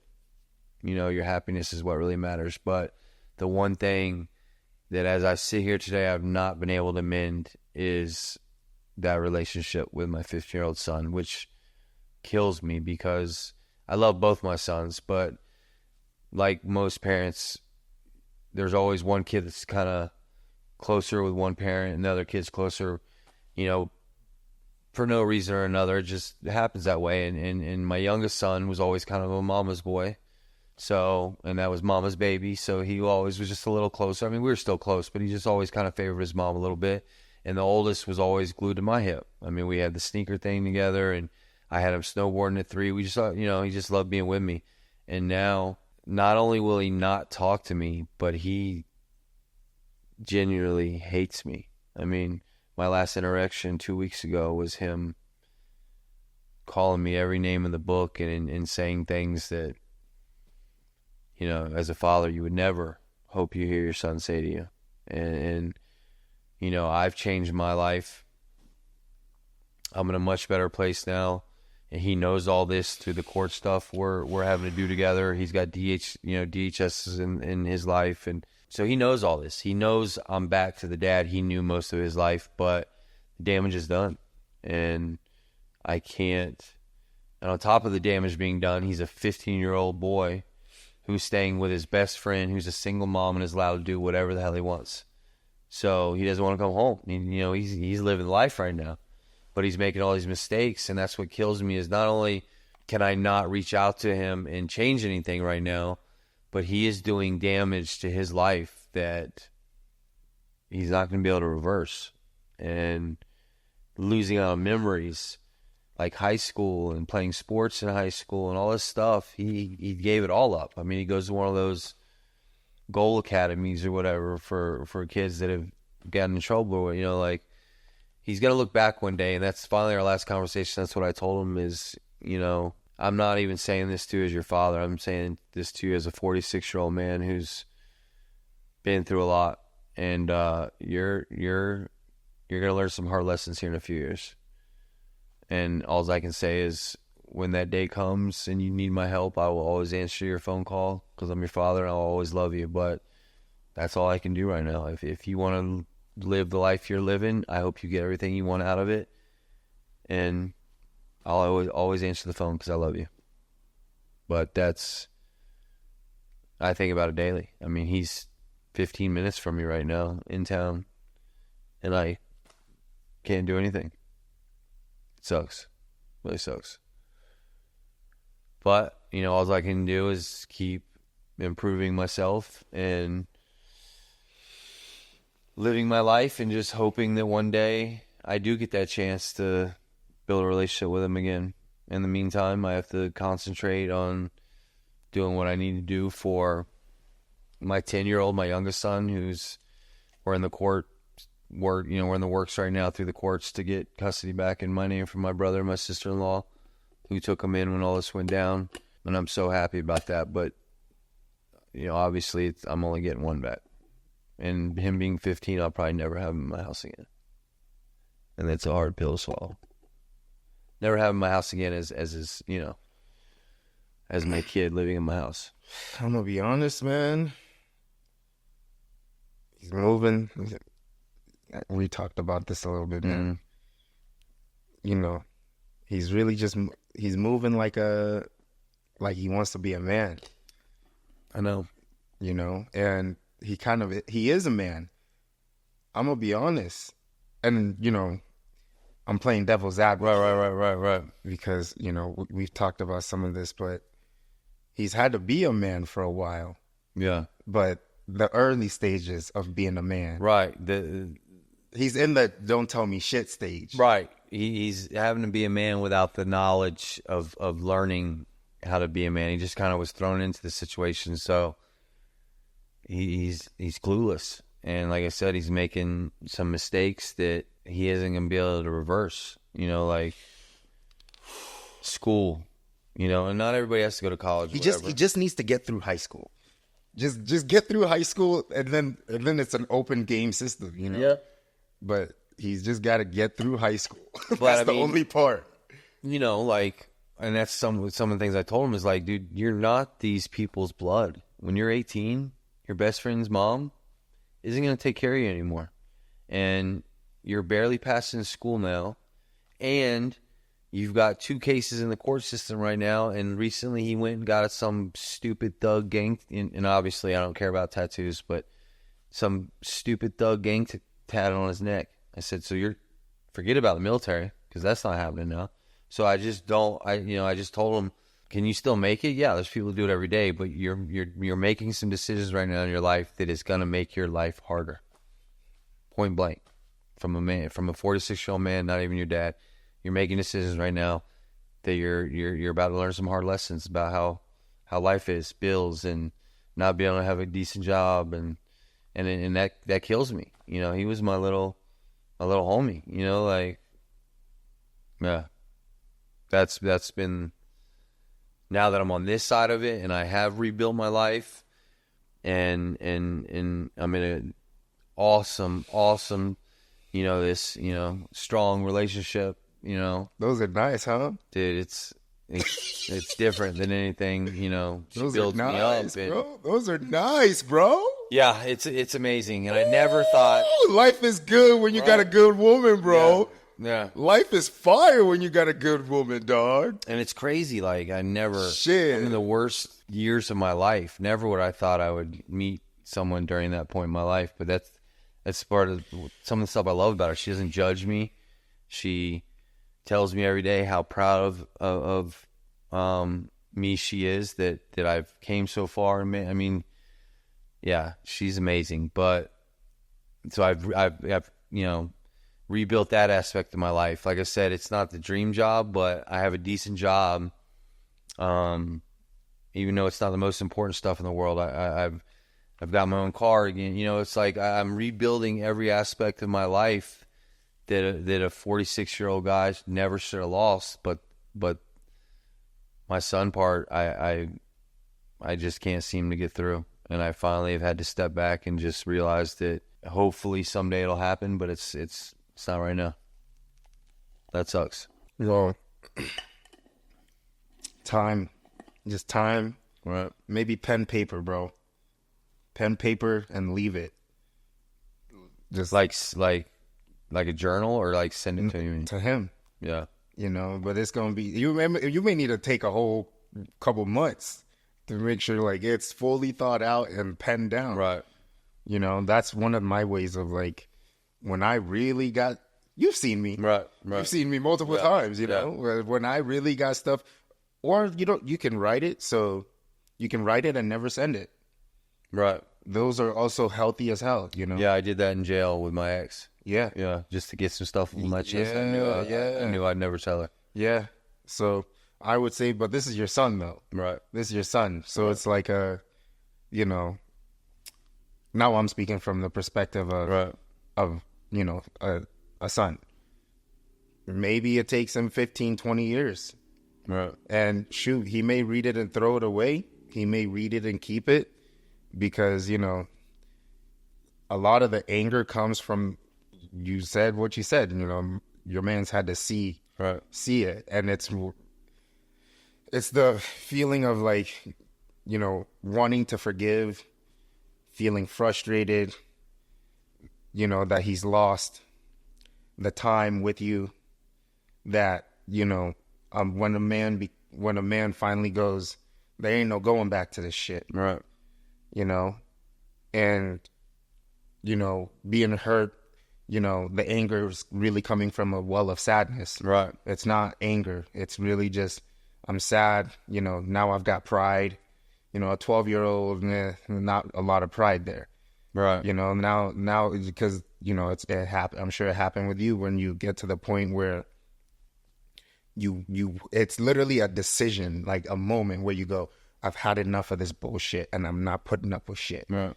and he's in that phase where it's, where the fuck were you? You know what I mean? Well, that's all 100% true. The one thing that gets me in this whole situation, I'm not taking any blame off me and my part in it. He definitely saw things going on. I mean, I never did drugs right in front of my son, but he also wasn't naive and stupid and saw, me get arrested and all this stuff. So, again, he's not stupid, but it's not like I was snorting pills in front of him, But my ex was. Like, after everything came out, she would be doing them on the way to work with him in the car in the morning. She had an affair that he now knows about. When I was in county, was, not to bash her on this, but I mean, she was sleeping with multiple dudes a day to get pills, because women have that ability to be able to use something they're given to get what they want. And so she, and I'm not going to, keep going in detail with what stuff she did. I'll just say she did above and beyond what I did. And he's forgiven her. I mean, not to the point he still holds animosity towards her, and straight up told the courts he doesn't want to live with either one of us. But he will he's opened the door to her. She visits with him regularly because she got out of prison recently. She visits with him regularly. He does phone calls with her regularly. And I'm just like, I'm going to keep it a buck, bro. I talk to Gil about this a lot. And Gil, for a lot of his, was raised by his mom and didn't have a dad. And he's like, Gilbert was on the episode two episodes ago. Yeah, he told me So he told me, man, she can do whatever, and you're always going to forgive your mom. And I'm like, listen, bro, bullshit, dude. Dude, it's not bullshit. It's not bullshit. It's bullshit because that it's like that, though. Yeah, I was going to say, because there's just a standard that you expect from your pops, the man. Right. I don't want to get too much into this. Yeah. But there's just, because there's a bit of like an arrogant love for the father. Right. I expect this. I expect him to hold this shit up. Like, right. You're the man. You know what I mean? Like, I don't stress because I don't see you stressing. That's kind of in the same vicinity of what Gil kind of said. Like, you're the dad. You're the hero. You're supposed to not let him down. Yeah, bro. Where, moms can get away with a little bit more, like a little bit. There's just the emotions fluctuate for a mom, right? But in a good way, right. Where with a dad, like, bro, I expect you to take care of shit because that's what's gonna be expected of me, right? Yeah, and it's like that connection between a son and a mother, right? Versus like the dad and the son, even if, a father is like a very gentle person, there's still the aspect of a son's expectations of a father, right, to just hold that shit up, bro. Because I'm seeing what you're doing and I'm going to be expected to hold that shit up myself. Right. So I need to see you consistently holding it up, and so. Yeah, I understand. I understand it when I hear it and stuff. It's just when you're on the other side of that coin, like it sucks. Yeah, man. I'm sorry, bro. Yeah, I'm sorry. Yeah, like I said, I just have hopes that he's 15 and when he grows up a little bit and sees some real life. I'm gonna just keep it a buck, though, man. And I hope he never gets to that point. But when he's at the bottom of the fucking pit, right, that's when you just gotta pull up. You gotta pull up and don't go, "Are you okay down there?" You gotta get down there and tell him, "This is how we getting out." Right. And even when you do get down there into the hole and you bring him up, and there's gonna be that moment when he's bawling his eyes out, maybe not around you. That's when that's when you as a pops gotta just let him feel all of it, you know, because that time is coming. Yeah. It's coming. Right. And, you know, the hurt, the pain, the frustration, it may never go away, even when you get him out of there, you know. But that's where, as a dad, that's when you take pride in going, you know what? You may never forgive me, but you know that I was here. Right. And maybe when he has a kid, you know, that moment will come where it's, you know, I probably am not here if he doesn't get me out of there, and now I get to have my own son, which that'll force you to, I was gonna say that'll force you to make a decision. Like, so and that's all I can say about that. And that's what I kind of realize is, or you know, for myself, and that's what I told him is, you know, I'll always answer your call. You know, that's all you can do, bro. Straight up, bro. Right. I love you. You're my son. No matter what you're feeling right now, if you call, I'll always answer, and just have to let it play out now. Please do, bro. No. Just answer the phone, bro. Oh, I will. Just fucking answer the fucking phone, bro. That's the only thing. Yeah. You know. I will. And as I'm reminded from my my fiance, which is crazy to say. Bro, you're just gonna tell me this on camera? I didn't tell you that. No, bro. What the fuck that's supposed to mean? Yeah. Congratulations, bro. Yeah. Congratulations, my boy. That's crazy. Yeah. Fiance. Yep. Crazy, right? Damn, bro. You right back in the game like that? You know, like, it's corny, but when you know, you know. We talked about this, dog. Yeah. Don't waste no time, bro. Waste no fucking time. Right. Yeah. I mean, we got big plans. So, yeah. She likes to remind me all the time, he's also my son, and I have a temper, and I'm stubborn as hell. Yeah. So, he has those traits in him. So, that's what... See, I think it'll happen, but... that was pride just talking. But in your son, you know, that's like, you know what? That's my dude, you know? Right. You're going to figure it out. You're going to be straight. It'll work itself out. Just fucking answer the phone, bro. Not in my timetable, and I just want it to happen now, and it's just not going to. Damn, bro, you're the second dude I've heard say that. I mean, obviously, like, you know, the first time I heard it wasn't, like, in a shitty situation like this, but it's, you know, basically, yeah, you know, I heard that once, and it was like, it's frustrating because I understand the situation, you know, but also those are my kids, that's my son, and it's not going to work out on the timetable I want it to work out, right? You know, but that's super hard, but like I said earlier, I can just keep pushing on for A, my youngest son, and B, I deserve to be happy, you know, and I've came a long way, and you know, it's crazy. Like, this whole thing has changed my life so much. I mean, just in stupid little things. I mean, there was once upon a time I didn't really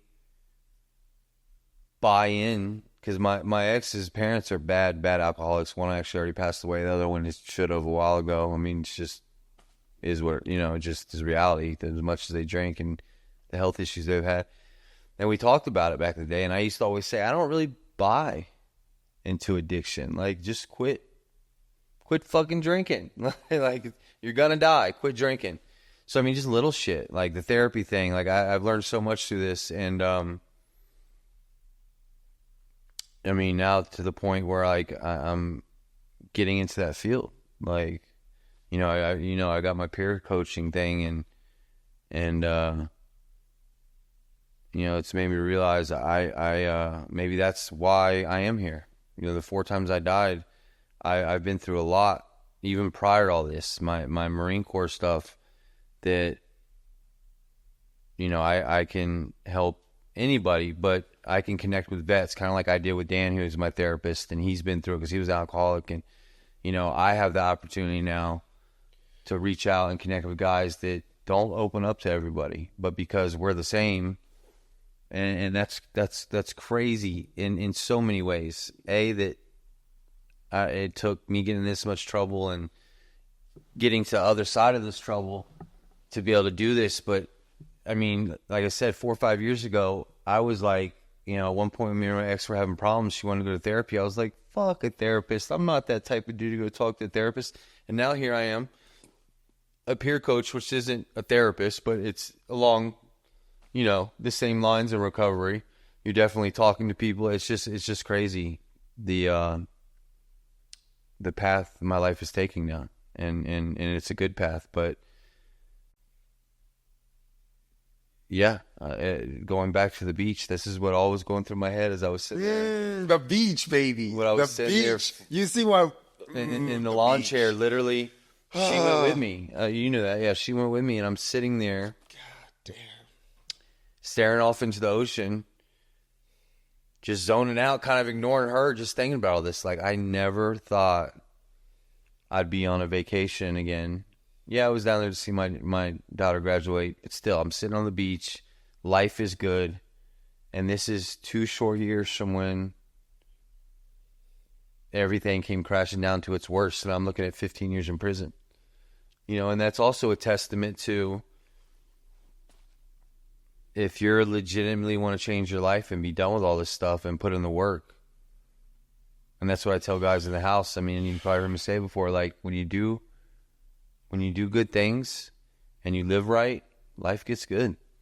That's not to say you're still going to have problems. I still am not making anywhere near the money I used to make, and still worry about how I'm going to pay these lawyer fees that I'm having to pay for my youngest son. So I still have problems, obviously, but on a general statement, life is good, dude. And I'm happy, and that's really probably the most important thing, is that, you're happy in life, because we only get one, and so, yeah, I just, it's just all so crazy, dude. That's all I can say. And it still hasn't really set in. Me and Gil, we work together. So every day at work, we're like, dude, we're done.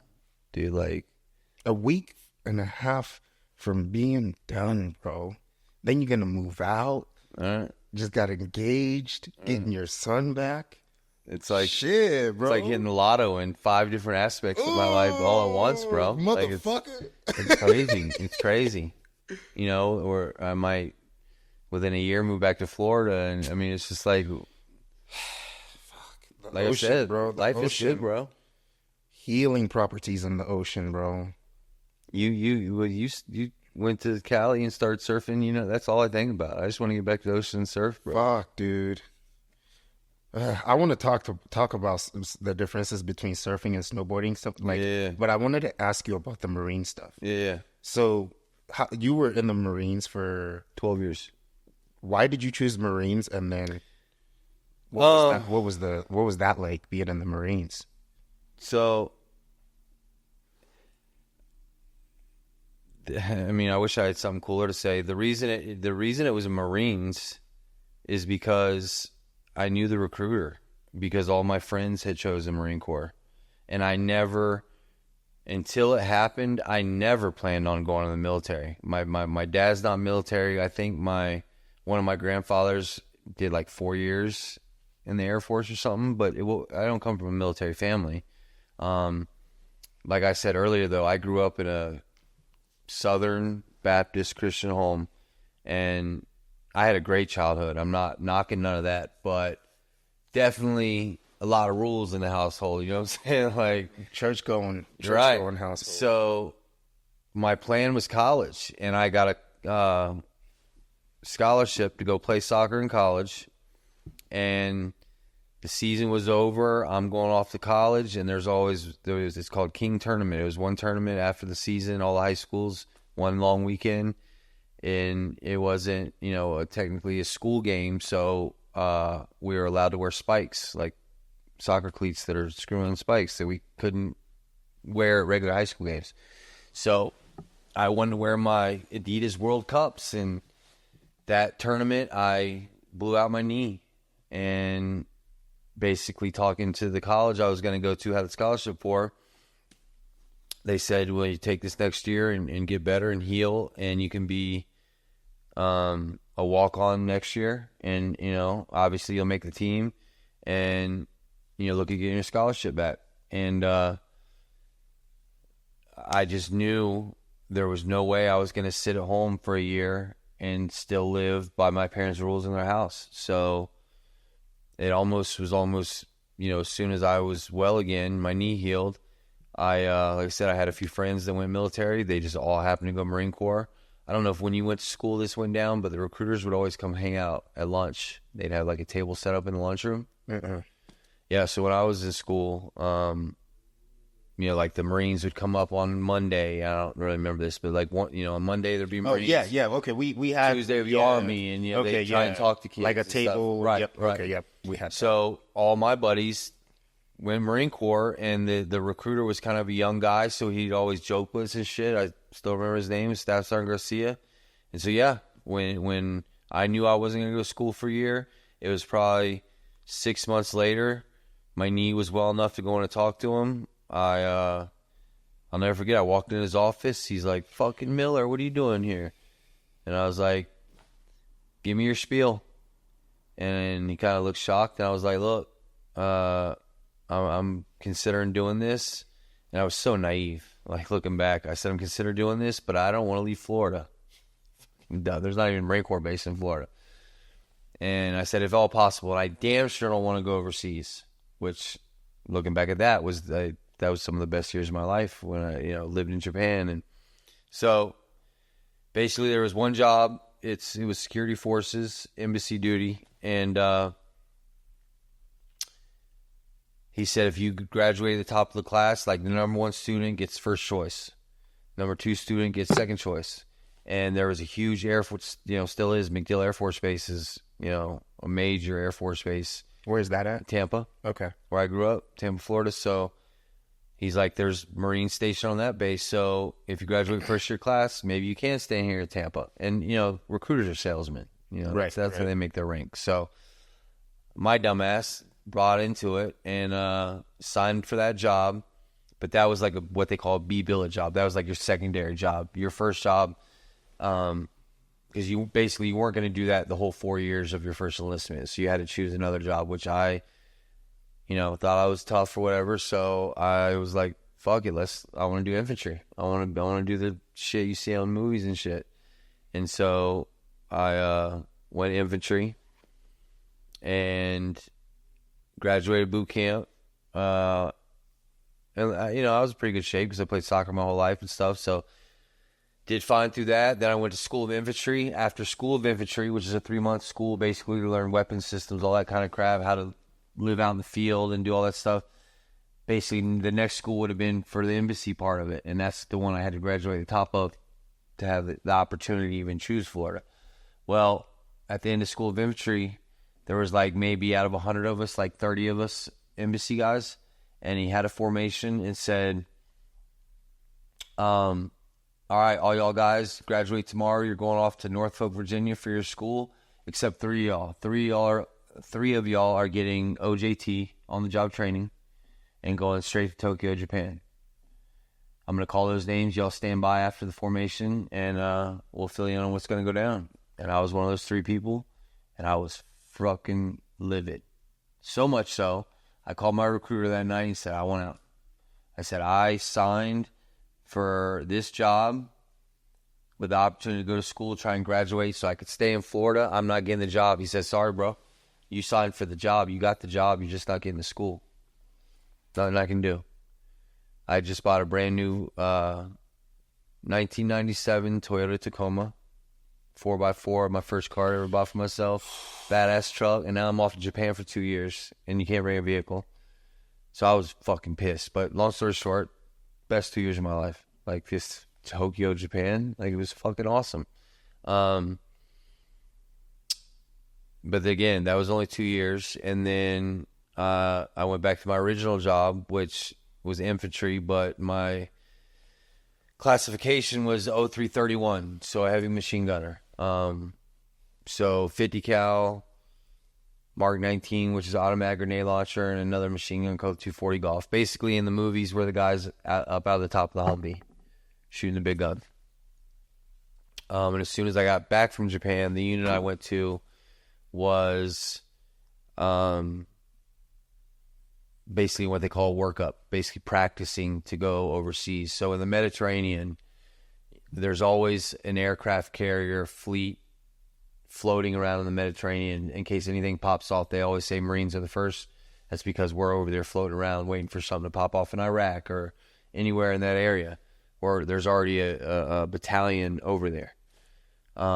If nothing goes on, you basically train half the time you're over there floating around. You stop in different countries the whole time. That's why I've been to 33 countries, and those deployments were a lot of them because, you know, we weren't always doing something crazy, especially in the early years. I mean, I got in 1997, so nothing was really going on at that time. So my first deployment, we're having a blast. I think we trained in Israel, we trained the Jordanian army, and Egypt.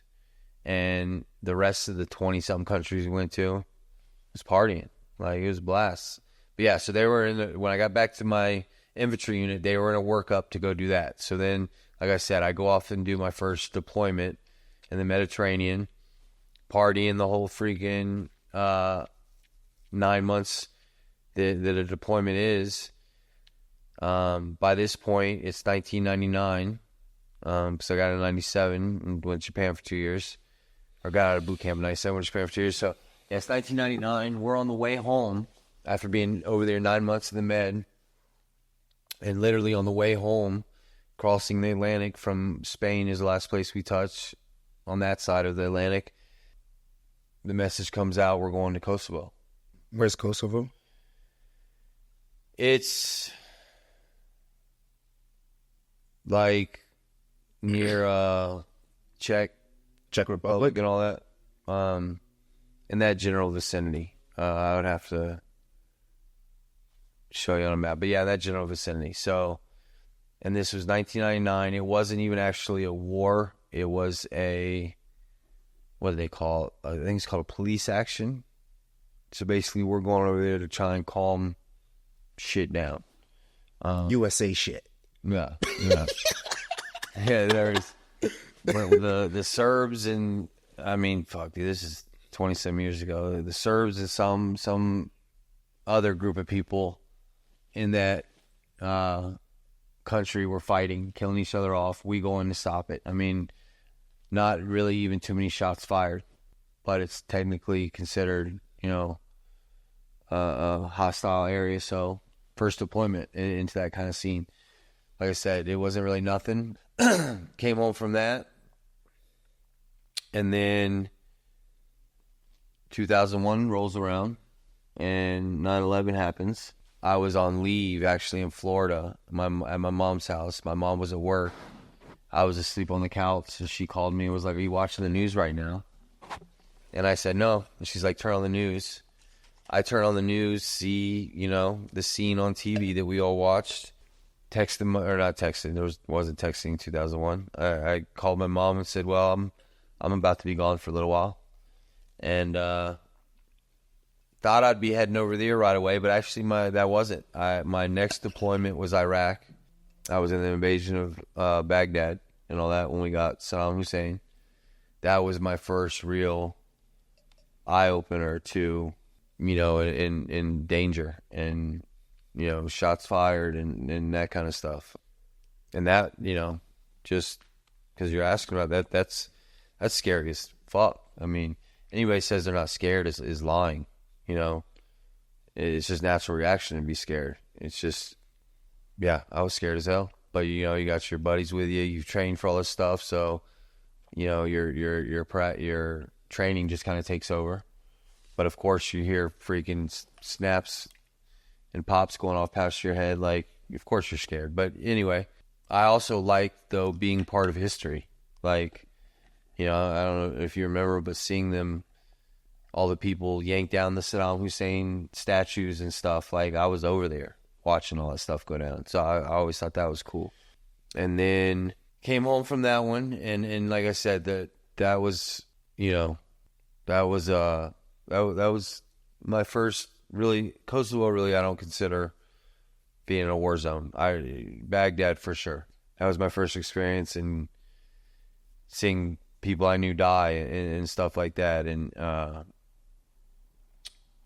being in some crazy, situations, and made it home from that. And next thing you know, not next thing you know, but it was like a year and a half to, probably about a year and a half later, I'm on the way to Afghanistan. And something I didn't mention is my best friend, who I grew up with in church, our parents are friends, probably knew Jeff since I was 2 years old, joined with me, came with me to boot camp. He didn't come to Japan with me, but went infantry too, and was in Lejeune like me. And we ended up getting, we went to boot camp and stuff together, but then, like I said, when I went to Japan, we separated. We ended up getting in the same battalion in Camp Lejeune, North Carolina. So we went on this, deployments together. We were together in Iraq. Well, the next time I was in deployment was Afghanistan.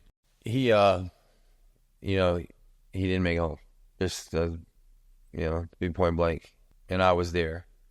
And that was super, super hard. I just always, he wouldn't have been over there if it wasn't for me. I didn't make him go, but you know what I'm saying? If I didn't choose to go that route, he probably would have went off to college or something. But so I lost him over there, and it actually did some good for me, but it also put me in a bad mental state for a long time. So I made it home from that deployment, and to be honest with you, I was angry. I was angry and wanted to take that aggression out somehow.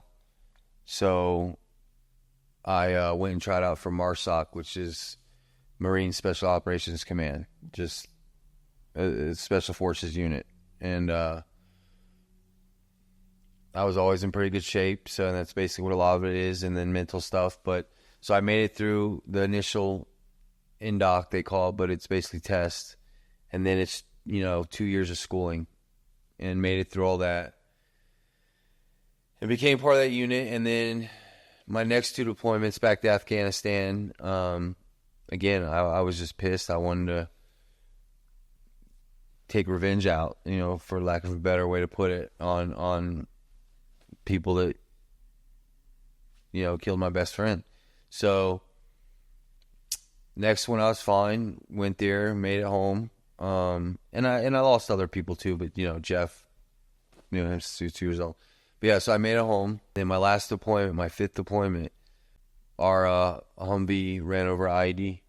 That's a bomb, right? Yeah, it's an improvised explosive device, basically a homemade bomb. Ran over a huge IED, flipped the whole truck. I was up in the gun turret, the hole in the roof. So it threw me from the vehicle. And I got that scar on my head right here is from a piece of the shrapnel from the Humvee when it blew up. Was lodged in my head right there.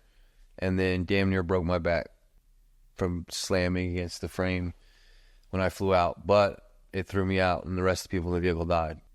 But that was the end of my Marine Corps career. And I had planned on doing, at that point I had 12 years in. Well, no, I was in medical. Yeah, about 10 and a half years I was sitting at that point. So over halfway, at that point you might as well retire, especially after me doing 2 years of school for MARSOC and stuff. At that point, I was definitely going to retire, How many years do you need to retire? 20. Okay, that's right. Yeah, 20, at least got to have 20, and then you can go you can go more, but at least 20 to get retirement. But yeah, that ended it all for me. So I that's what started my original being on opiates, because my back pain was insane. And then just depression, which I'm not. I always looked at myself as not, that weak of a person, but I lost my best friend. All of a sudden, my career, I worked very hard to get to where I was at, my career is over. And I'm a 12-year Marine infantry that I can not use anything in the civilian world. So I'm basically starting over from scratch. I want to keep letting you talk, but is that one of the reasons like military transitioning from the military is so hard for some people? Yeah, I think that's part of the reason. I'll be honest, and I'm seeing this a lot in my brother right now. He's military too? Yeah, he retired about 4 or 5 years ago, and he's my little brother. Like I said, we don't come from a military family, but when he came to me and said I was already in, he's in high school, he said he wanted to join the military. I said, look, I'm gonna be honest with you. If you don't think you're gonna do 20 years in the Marine Corps or even Army infantry, if you don't think you're gonna make a career of it, don't do something like I did. Go in the Air Force and learn computers. Go in something that you can get out in 4 years, and basically you got free school. You come out a computer programmer. I don't know, but you know what I'm saying? Like, and so he listened to me, and he went Air Force and got bored after like the first year in. So he went combat controller, which is a CC tech, attack or something they call it. CC tech. They are basically the special forces of the Air Force, which I honestly, until he did, I didn't even know it existed. It's the Air Force. I didn't know they had got, but they're just as tough and in the same kind of situations that Navy SEALs and Green Berets and MARSOC. We all work together when we're over there doing these things. So he did that for longer than I did. He did that most of his 20-year career. And what I was getting at with him is, so he did that for so long. I mean, obviously there's stuff we see that you can't help but affect you mentally, like losing friends and stuff like that. But if you're one of the ones that make it through and never have an injury, you kind of get addicted to the adrenaline. I'm not going to lie. So he got out after 20 years, and, me and my dad and everybody are finally like, fine, he's done.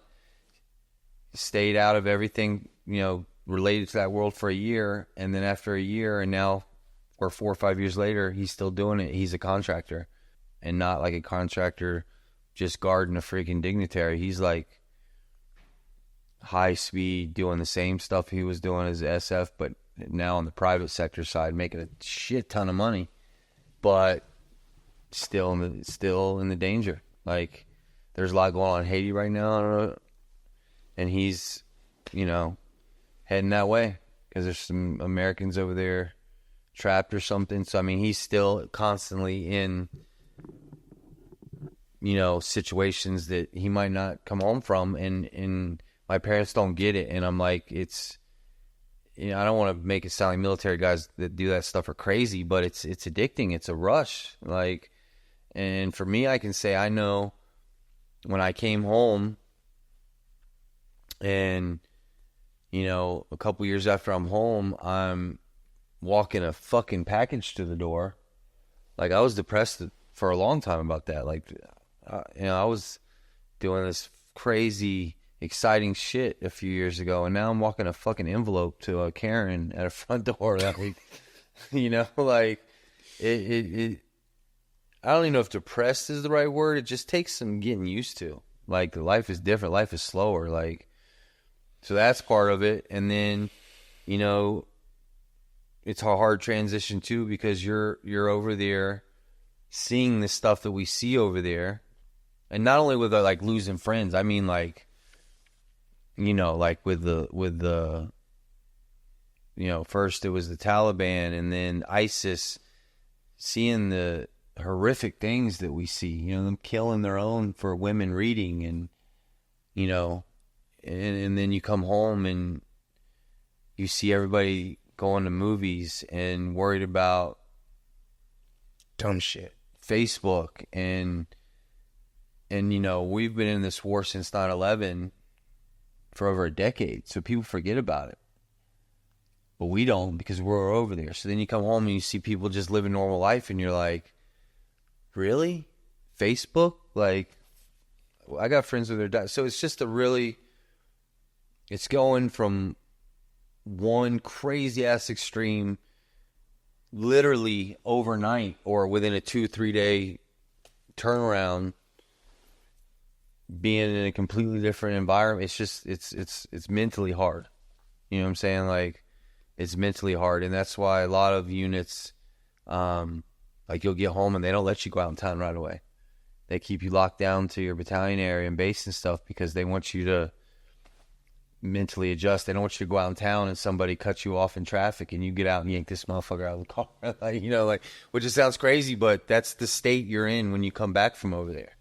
You know, so That makes sense to me. there's a million reasons why it's a hard transition, you know, besides the obvious losing buddies and seeing people get killed. And I mean, you know, to be honest with you, obviously it's never fun to see someone get hurt over there or die, but honestly, some of the worst things I've seen was in Kosovo. Like the mass graves and stuff people were digging up over there with women and children, and some of those things I'll never forget. So it's just, you know, like that's what we sign up for, to go there and do. But when you're 18, 19 years old and you're signing up, going over there, you don't really think what that entails, what you're actually going to have to do and see. And so it affects everybody. You know, it affects some a little more harder than others, but everybody comes home from a deployment like that a different person. You know, because in the simplest layman terms, you see stuff that no person should ever have to see. You know, even if you were fortunate enough, you know, because of your job where you never were in a firefight or something, you still see the treatment of the people where over there defending, you know, stuff happen to them. It's just crazy. And you know, it also, the military makes you grow up really fast. I mean, some of those deployments where we didn't do anything, like my first one where we went to Kosovo on the way home and we were going in all over the Med. And like I said, we trained the Jordanian army. And I remember in that country where the Navy ship ported and we got off and went to train them in the desert was like a 8-hour drive. It was long. I remember that, you know. And we drove through all these small towns. And when we drove through those small towns, the men would kick the women and a child of like 8, I think, young as hell, out of the house. And they're not allowed to come home unless they have food or money.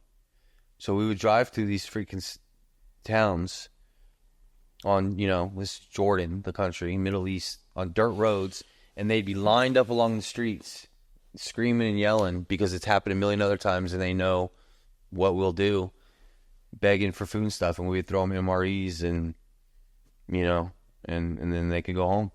Or if you're out, like after we trained them, we came back in and had a few days to like party, Liberty they call it, but party in the town we were ported in. We'd go out to the bars and stuff, and the kids in town would come and try and shine your shoes. And if they got the what do they shine shoes with? Shoe wax or whatever the hell it's called. If they got that on your shoes, you had to pay them, or they would like get the police involved.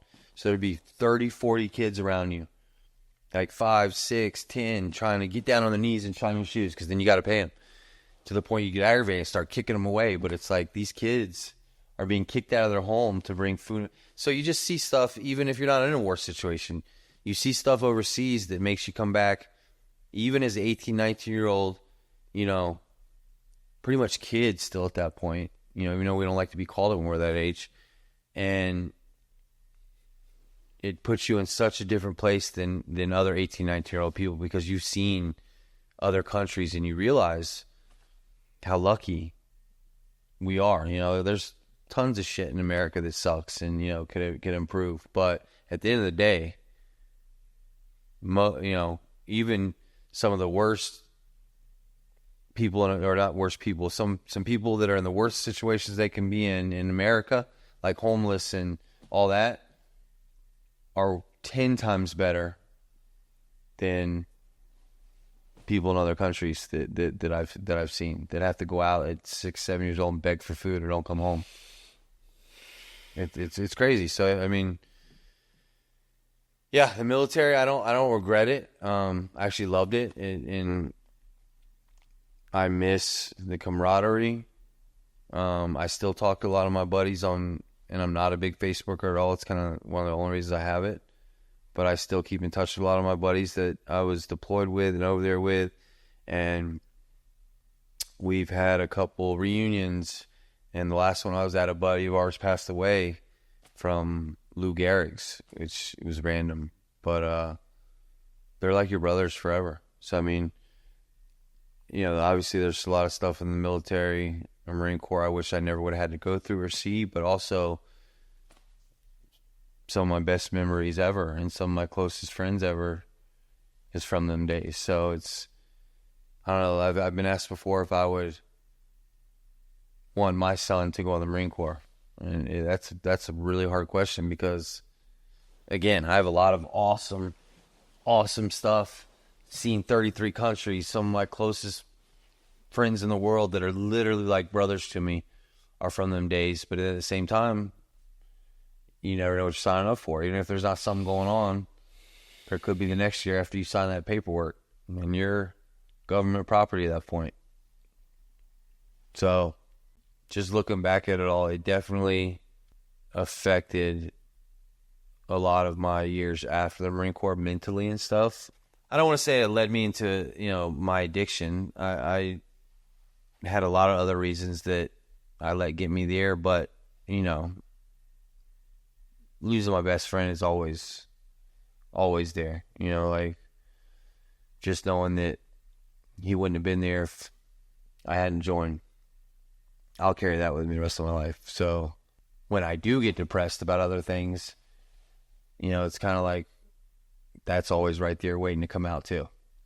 So in my darkest days, dealing with my ex and, you know, drug addiction and everything, that's when that was at its worst times too, because when you're depressed, you kind of just dwell on everything that's bad around you. You know what I'm saying? Like, so yeah, I don't really know what else you want to know about the Marine Corps.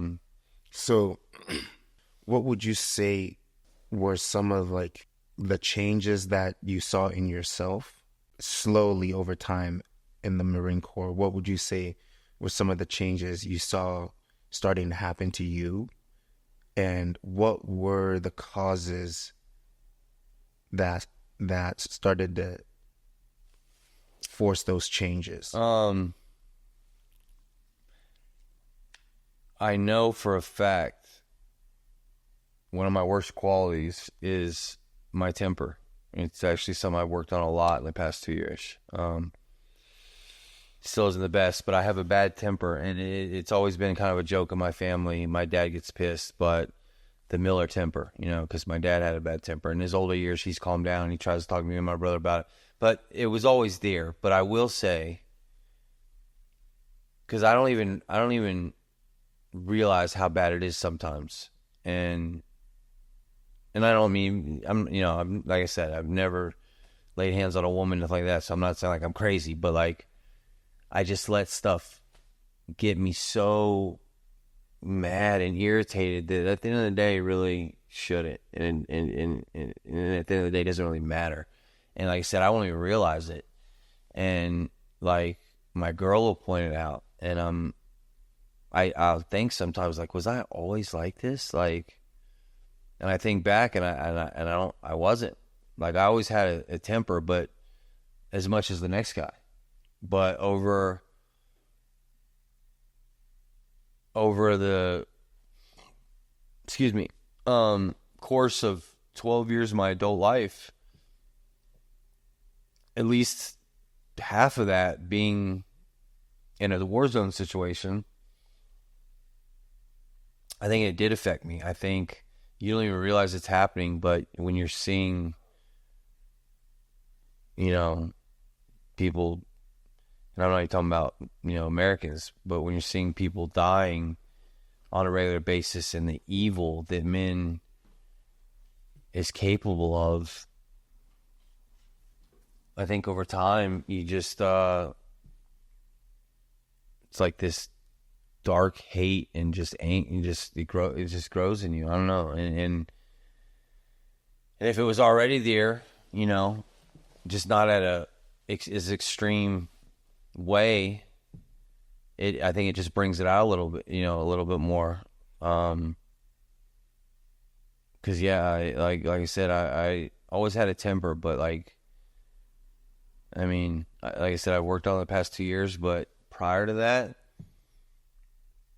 I would get so angry I can't even think of a situation right now, but I'll use an example because I know it's happened. I can't think of the details, like, but I know it's had like road rage. I'll get so mad that I'll literally, an hour after I'm home, be thinking about it and like wish I could like teleport to this dude's house and yank him out of his fucking, like, and I'm so fucking mad about something that's already over. At the end of the day, didn't really hold me up getting home, you know what I'm saying? Like, and I don't, it's just crazy. It's just crazy that I let myself get that angry about something. And just to touch on the VTC thing, I've learned through being in VTC that it's not just me. That's why I do feel like it's something, I wish I could name it what it is, but it's something, you know, guys in the military that go over in that kind of environment come home and it's changed them in some sort of way. And that's why, you know, thank God it didn't do this to me, but a lot of guys come home and it's changed them mentally, and they get in a fight with their wives and shit and take it too far and end up hitting them and stuff. Like that's a huge thing in the military. Like I'd say a good portion of the VTC guys are in there because of DVs, which is something that I hate, you know, but they probably never thought they'd be someone to come home and hit their wife. But like I said, I don't know what it is over there, or maybe it's the violence you see and again the hate and the evil and you know, it just becomes such a normal thing to you. I really don't know, and I thought about this a lot because my first wife, we talk now. You know, I was with her. You know, I have 2 daughters from her. They're 22 and 25. So I'm talking years ago. I was with this woman, and we're at a point now where we can talk about things. And she was with me in those beginning days, early days of the Marine Corps, and really before I was like crazy tempered like that, and is seen, not really seen as much as like heard through my daughter, some of the incidences, and like she'll ask me, she's like, do you think it's because of the Marine Corps? Because, you know, she knows some of the stuff I saw and did over there, and she's like, because you weren't like that before. Like, so I don't know. And again, being in VTC, I've heard other guys going through it, and I've seen things, and I know, you remember Kevin Kutala? Yeah. And me, Kevin, and Gil all had to go to brain integration therapy. To basically, they say, to reprogram our brains from the trauma we saw. And that's something I never even heard of prior to VTC. So it just, you know, and I'm not a doctor or scientist, so I can't pinpoint what happens over there to make, you know, a lot of this stuff happen or why we change.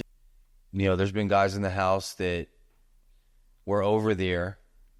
I'm thinking of one right now in particular, and saw some crazy stuff because he was a medic over there, but was never in any firefights or anything like that. But he saw some pretty horrific stuff, and obviously I'm not going to speak any names, but he's had a really rough time, you know. And so, again, I don't know what happens over there. Maybe it's just as simple as you see stuff that no person should ever have to see, the atrocities and evil of men. You know, I don't know. I wish I could pinpoint it and say what it is, but that's probably been the major change in me, is that there's I guess that's the right word. There's definitely anger and hate in me that I never had before, never thought I had before, and I don't know why. You know, it does something different to everybody. My little brother, who's deployed more than I have and comes from the same family, the Miller temper, he has a temper, but he's always been able to control a little bit more, where you got to really push him to get to that point. If he does get to that point, look out. But so he doesn't carry that anger that I do from all that stuff that he's seen and still seeing. But it also took, with him, it took some life out of him. Like, he'll come out here, and we're close. Well, he'll come out here on a snowboard trip in the winter, and we'll be on the lifts all day. And if I don't bring up a conversation, he won't say a word. He's blank stare in his mind, God knows what, thinking about what, and he'll talk to me about that kind of stuff because I've been over there. So I'm sure it has something to do with that. I don't really ask him every time, but yeah, it took the carefreeness of being on a freaking mountain in Colorado snowboarding and having a blast that day out of him. Yeah, he still snowboards, still has fun. If I talk to him, he'll bullshit with me and laugh and stuff, but it's like his mind is always part, still over there. I don't know. It's weird. Like, if you didn't know him, you wouldn't know that, but I know him because he's my brother, so. But that's him. Yeah, I'd say my biggest change is just the hate it put in me, which I hate that about me, like the temper and stuff. It's something, like I said, these past 2 years I've really tried to work on because it's not a good trait. And like, I'll go as far to say is the hate.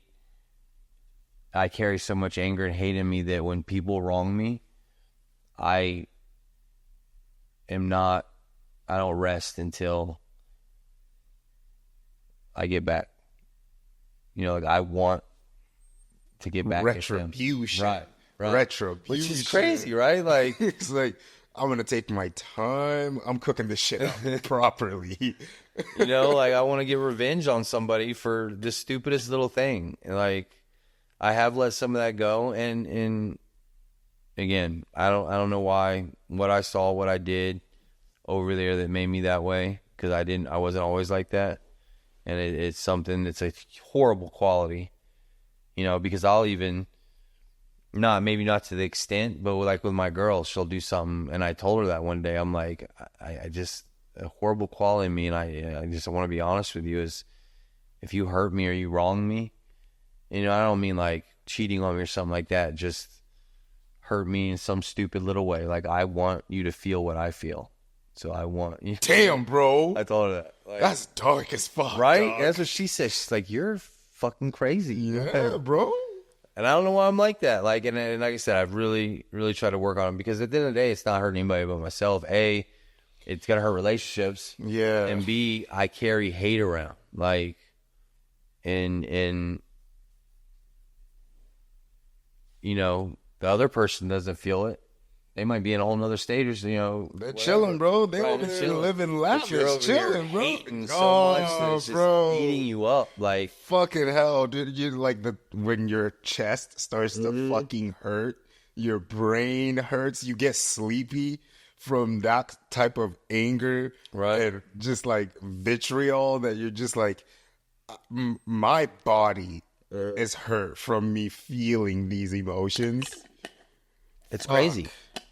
It's crazy. Bro. So when I say I'm happy now, like, I've let a lot of that go. Like, I'm not gonna sit here and say it's not in me still, and honestly, living in a sober living house has helped out a lot because we're forced to be around people.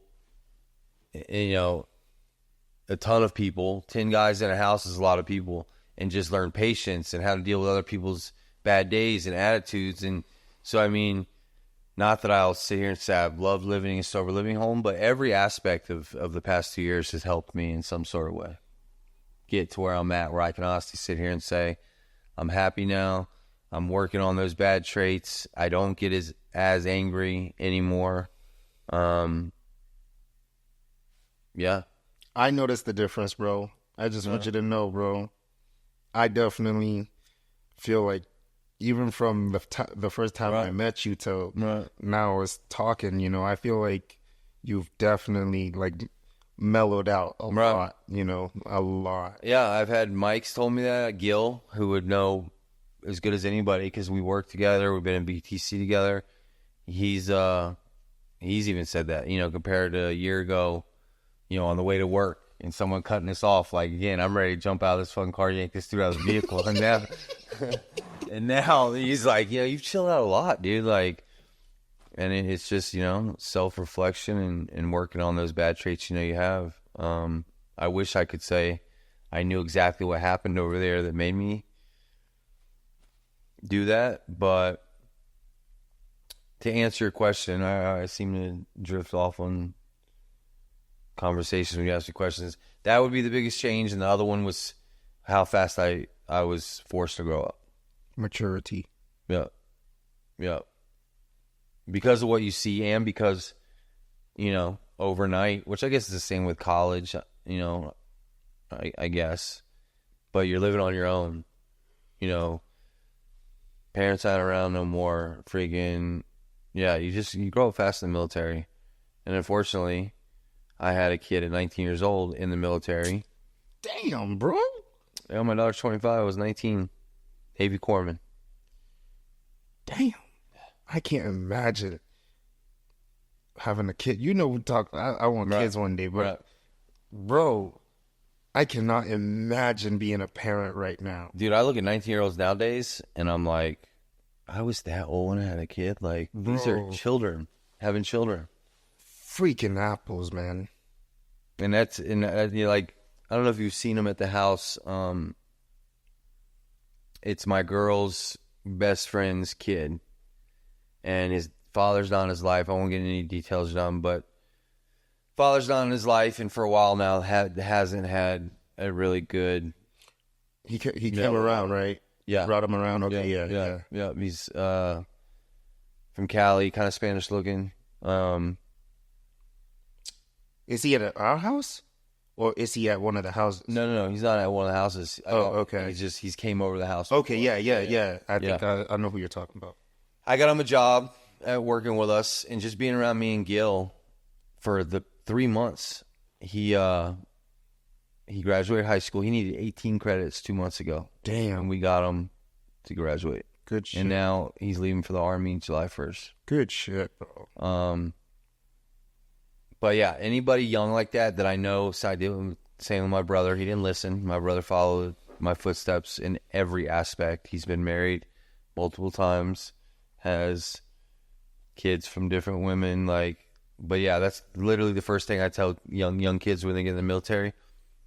Don't get a girl pregnant, and don't run off and get married, because it seems to be, for whatever reason, I don't know, maybe isn't there financial benefits and benefits for getting married? And a lot of people do it for that. Like, there's literally people in the military that do it. They'll call, I mean, this isn't like a legal term, but a contractual marriage, where you still do your thing if you want to go. I've seen that. Yes, I watched a whole video on that. Yeah, like they were go out chicks. They were a married couple, like a married military couple, and they literally did their own separate thing, but they were like contractually married.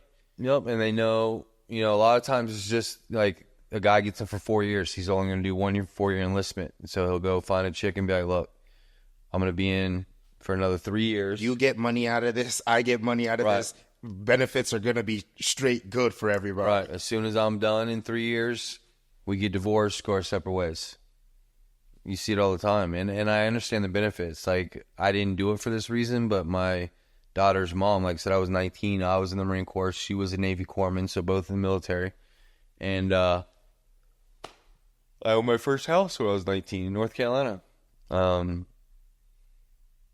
make extra money. You make extra BAQ, which is like, because you don't eat in the chow hall every day and stuff. Like, there's crazy benefits to being married. What's BAQ? I forget what it stands for, but like I said, it's basically because you live out in town, you're not eating breakfast, lunch, and dinner at the chow hall.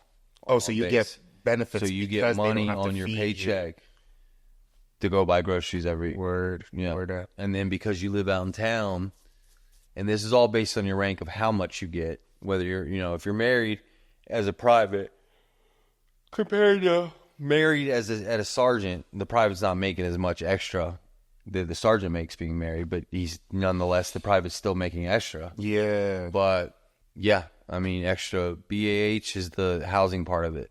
So because you're not staying in a barracks, and you have a house out in town, you literally, when you get your paycheck every 2 weeks, it has a column on it, BAH. And I want to say, this is over 20 years ago. I want to say it was an extra $800 a month For groceries. for BAH, just the housing part of it. Okay.